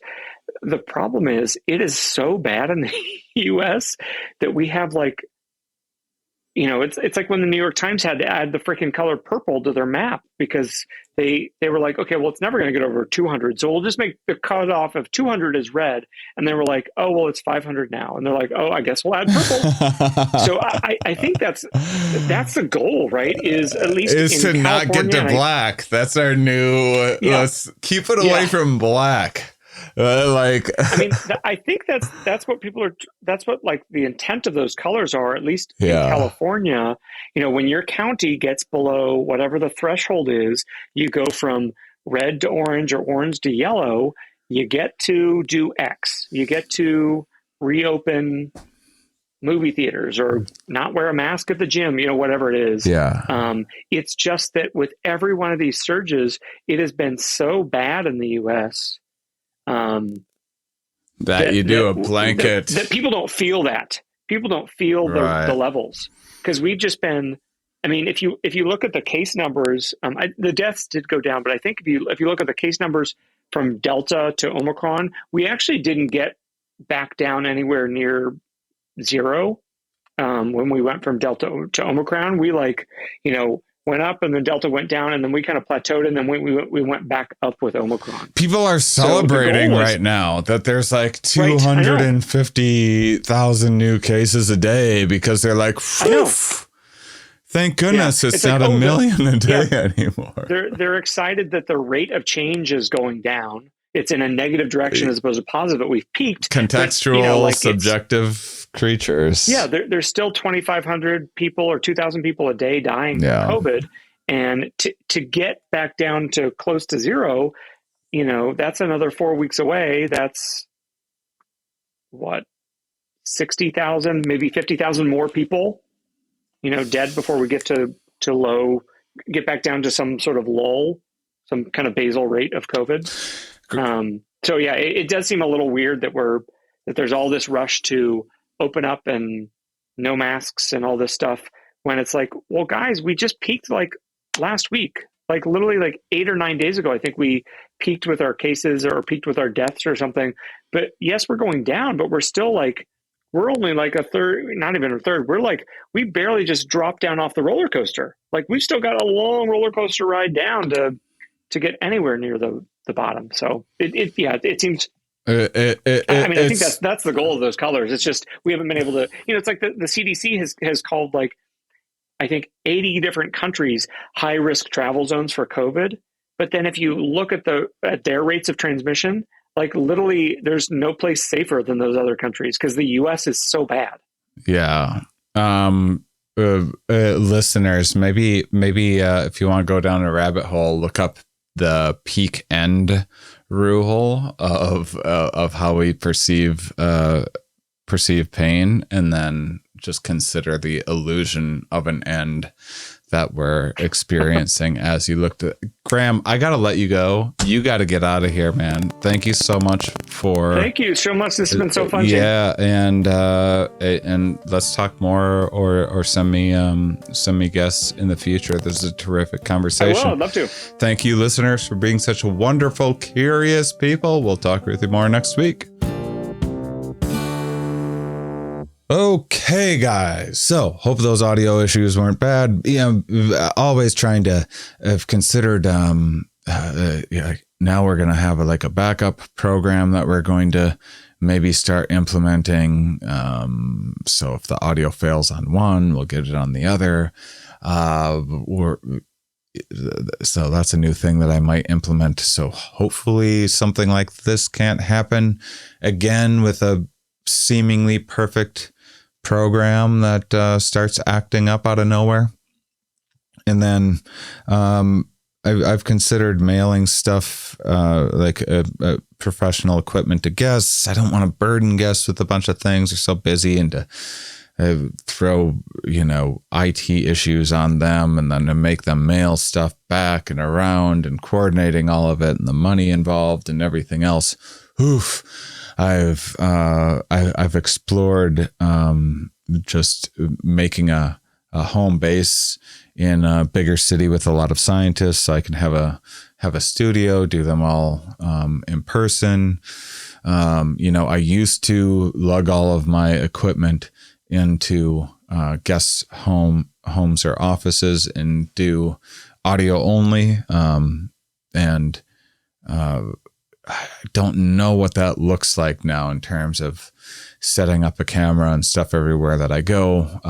Again, more money, and your Patreon support helps us just keep on making improvements like that along the way. So now I wanted to address a couple things about this episode. So remember when I was talking with Graham, and I emailed Graham and had a little back and forth with him about this to ask him if it was okay that I shared some new research that I came across, and I was kind of speculating on a few things. Everyone has, an ER doc sees different things than other medical practitioners, and then epidemiologists and virologists. These are all, it takes a whole team of people. The pilot doesn't do the maintenance on the plane, and the mechanic doesn't engineer the plane, and they aren't the factory workers that make the parts, and blah blah blah. So I'll keep on having more guests on, so you can see a lot of the start kind of piecing more things together for yourself. One thing, I was so excited that he said as a ER doc that he hadn't seen a lot of people coming into the ER over when I talked about base rate issues of peculiar things happening, months after getting COVID. And Graham made me feel very optimistic about that. And then just a couple days after we had this conversation, Nature, if you go to nature.com, there's a February 10th that came out. Heart disease risk soars after COVID, even with mild cases. And just read, it's a pretty quick article. It's worth reading, and it's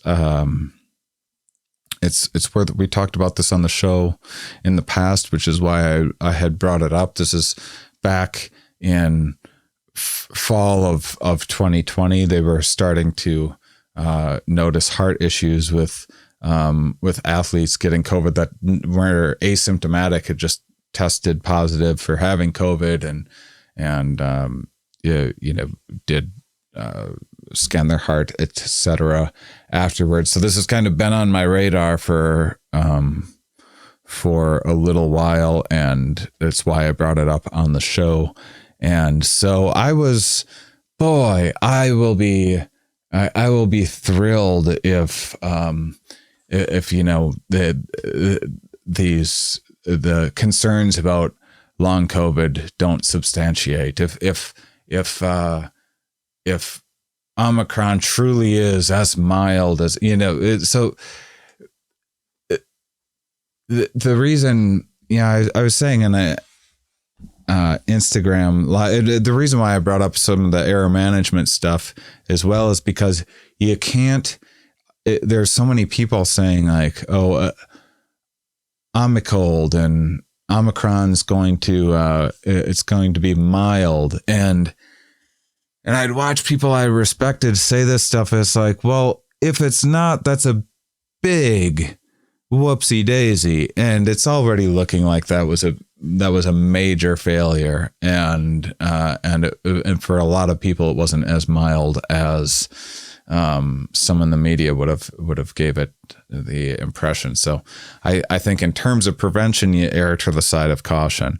When it comes to healing, delusional optimism all day long. Are you kidding me? Yeah. If you get sick, if you get COVID, be optimistic that you probably, statistically, you are probably going to be fine and get over whatever long-term things, and the belief in that will keep you driven and motivated and taking care of yourself, and all those placebo effects and just positive mental headspaces are fantastic after the fact. But a little bit of pessimism can go a long ways in terms of prevention. And so, I would, all variants going forward, I think you start off assuming that they're probably a little worse than they may lead on. And then afterwards you go like, okay, doesn't seem like we need to worry that much about it, and you ease up on things a little bit, not the other way around, in my opinion. And so when I saw people doing that in the beginning of this, it kind of drove me a little crazy. And everyone wants to be like, I was right all along. I don't know if I was right all along. Who knows? But it was just something that I've been concerned about. And it seems like there was a reason for that caution. All this stuff is so complicated. Believe it or not, I don't spend all my time thinking about COVID. I don't blame you guys for not wanting to hear about it over and over again as well. And also some of it's absolutely fascinating, and I can't get enough of it at the same time. So I go back and forth. But so that's something that happened, and I talked about it in, an ER doc wouldn't necessarily be seeing, they would be seeing vaccine injury stuff, which is why I thought what Graham was saying about that was so powerful. But they wouldn't necessarily be seeing the same long COVID stuff. That's more things that you would, schedule an appointment and go and see your kind of general practitioner and that sort of thing. So I think his lens was a little biased there because of being in the ER and reporting from that. I don't mean biased, just that he wouldn't be exposed to as much. You know what I mean? So something to be aware of.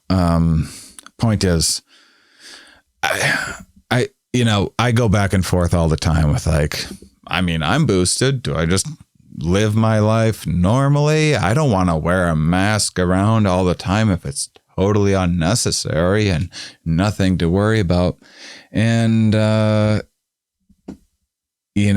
I explore what that looks like, or I take chances from time to time.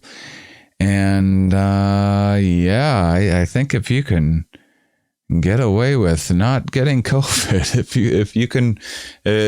you can make some small sacrifices to avoid it, I think that in the future that we'll have a lot better handle on treatments for these various things that were unknown at the start of this. 2 years seems like a long time to us. Oh my gosh. But if you look back through the history of pandemics, which hopefully I'll have another pandemic history episode soon, 2 years is nothing, guys. We are lucky to be in this good a shape with the vaccines and everything. So there's that. Another thing, little rants in my pants. If you don't want to hear a rant, probably want to turn this off. I had a couple intros at the beginning of these, and especially like venting about Rogan and everything else, and I probably come across a bit obsessive or whatever else, just stressed. Both things are true. But there's also stuff that I don't share with you guys that I see from the inside, which is this happened again since I did this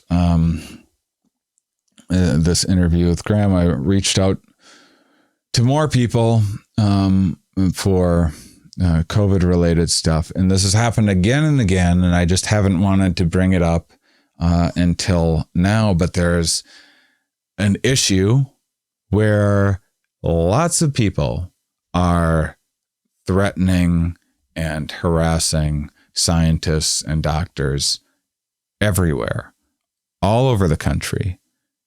I'm talking about nobodies. I'm talking about someone will get interviewed by their local newspaper or go on their local news channel, and some lunatic, because they heard a bunch of conspiracy crap, will find them and send them threats and everything else.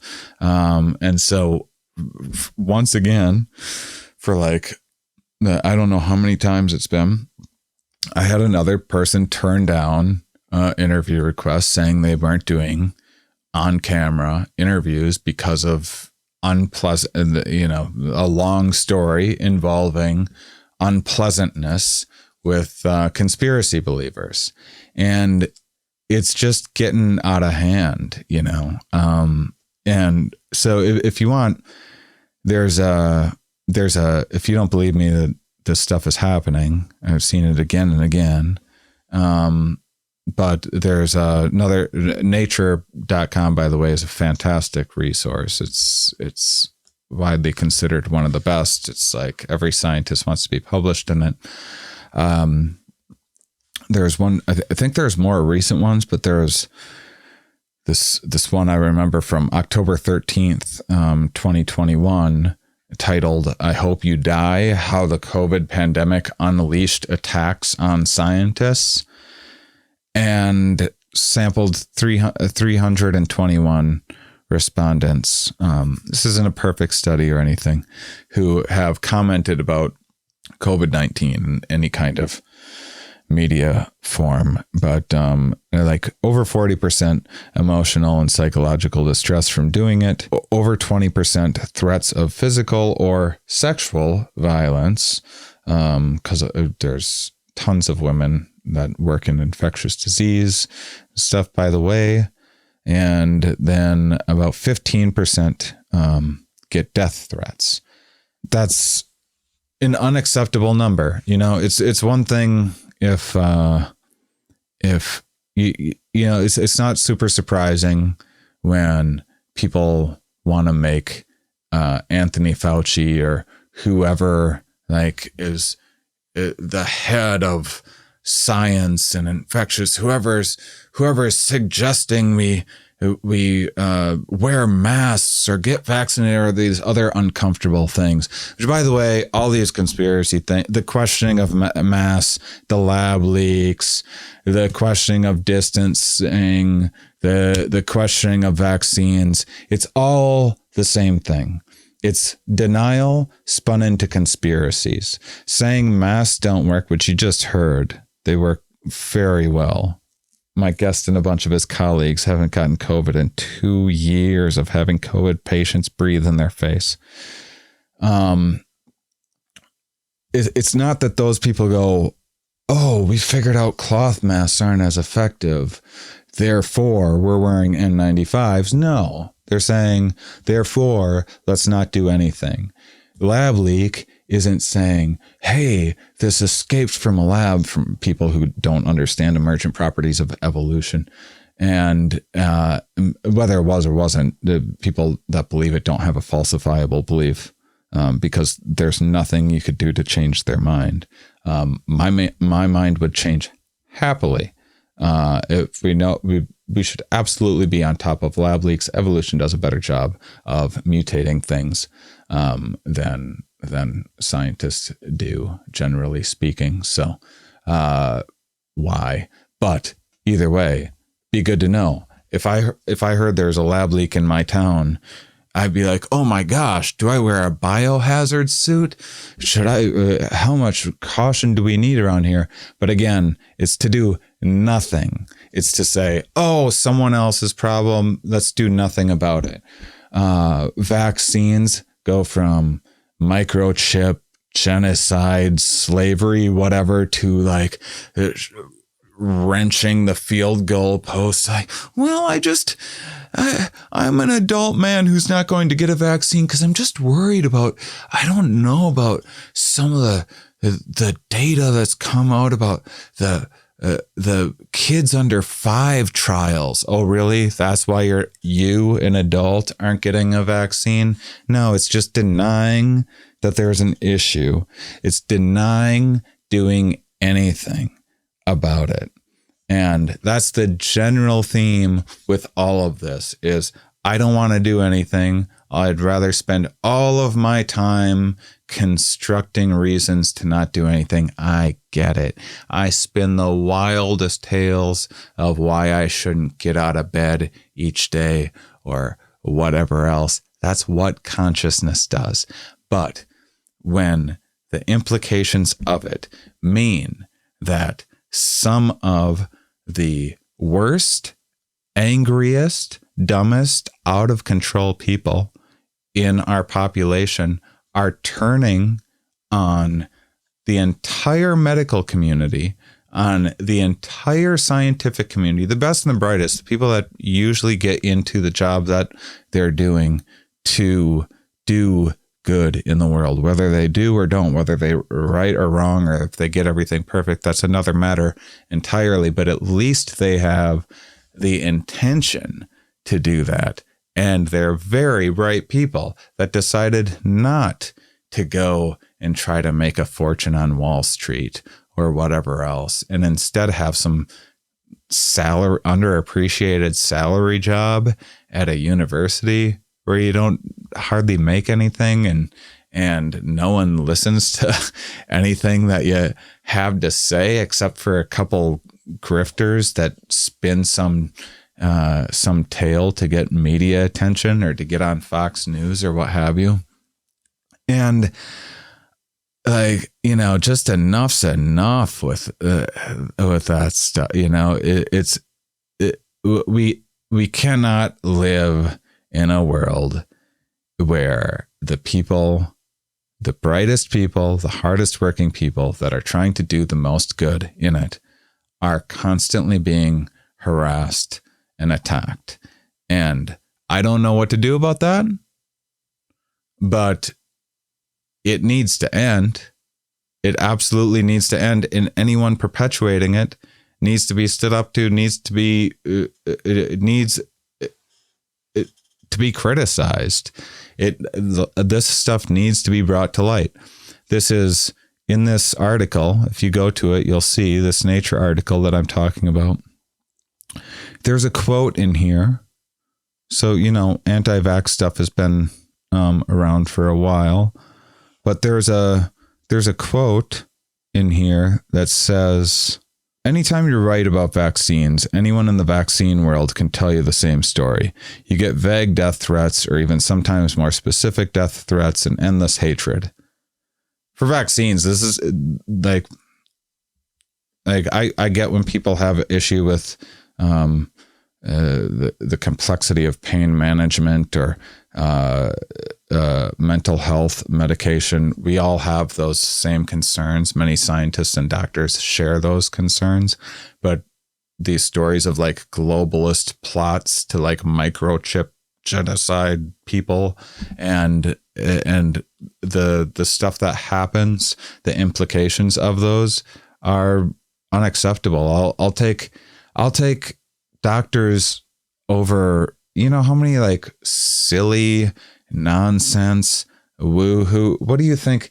Like when you, I'm not talking like, I'm just venting to for you guys that like hearing my thoughts on this. I'm not like upset with you guys. You're the ones that that actually care about these things. But the amount of nonsense that I've just like laughed at or like laughed off rather over the years, and to hear like some of these wellness people criticize vaccines, which have just a remarkable history of safety and effectiveness compared to whatever weird alternative medicine, snake oil stuff. I'm all for finding a placebo that works for you, but not at the cost of attacking the medical and scientific community that actually knows what they're doing way more. There isn't a better alternative. So anyhow, this guy goes on to say that I think I've received more death threats due to ivermectin, in fact, than anything I've done before. Just trying to say that ivermectin probably isn't really a thing. More death threats for that. So everyone's an ivermectin expert in there, and it's like the main like linchpin of their globalist conspiracy, this and that. And where are people getting that? Let's connect the dots to where people are coming up with these ideas about ivermectin that they're so passionate about. And that's why it's important to understand where these things are coming from, so that when you have friends and family that parrot this stuff, that you know damn well have no interest in science podcasts or anything like that, and have never read a science book or had any interest, that's fine. You don't need to. But if you're not going to be interested, you can't mistake incredulity for some global plot against you. If you want to convince yourself that there's some plot, then you better look into it. You better take some infectious disease classes yourself. Understand what or if you know more about virology than virologists do, or if you know more about medicine than doctors do, then the world needs you to become a doctor or a virologist and make change from the inside with that big 4D chess brain of yours. And so if I seem frustrated, like you follow me on Twitter or whatever, I've just never experienced anything like this before COVID. It's like, I guess this is what climate scientists have had to deal with for a long time. Inconvenient truths. People don't like hearing them.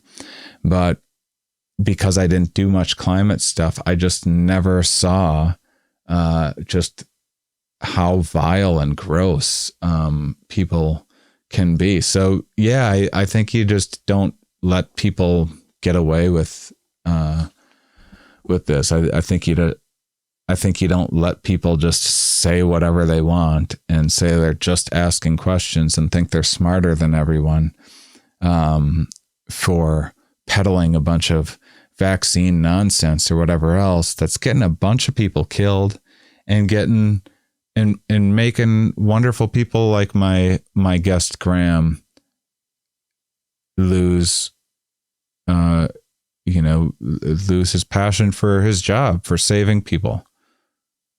I mean, do people want every scientist and every doctor to not care about them anymore? Because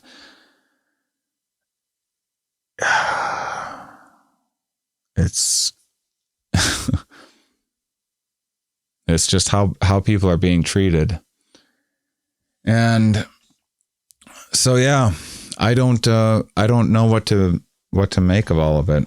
And I'm trying to keep on just trying to get people from as many different fields to explain it and not harp on COVID stuff for a long time. But one of the reasons why I didn't do an episode for 6 months was because I was just sick of getting harassed or it was just discouraging every time that I'd email someone and they were they were anxious about doing any media stuff because they know this happens when they go onto the media just to talk about their research and how to inform people better. Oh my God.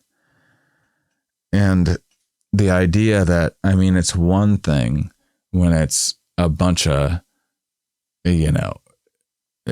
morons. I have just idiot family members that are just so stupid. They're just such stupid people that are, get angry about love truck stop bumper stickers type shit. And, Rambo Trump flags and stuff like that. And also won't get vaccinated, even though Trump's for vaccines and all that stuff. But it's funny to me that being part of the psychedelic community, all these people that think they got these super brains that are arriving at the same dumbass conclusions as my dumb drunk uncle who has never once in my 41 years of life before COVID expressed a single interest in science, and now thinks he's knows how vaccines work and whether he should take them or not. And all these conspiracy peddlers like Rogan and Russell Brand and all these other people spreading all this crap to a bunch of people that at least they're profiting off of it, and at least it's a fun, exciting thing for them to explore. But people that don't know any better get their information from them, think they're smart for hearing the complete, absolute nonsense that just panders to their own intuition of denial, and then abuse people for it. So there's your rant for the day. I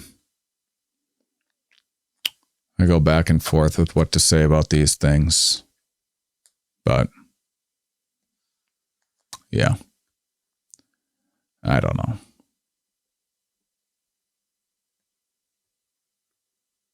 Anyway, those of you that listen all the way to the end, you are, of course, my favorites.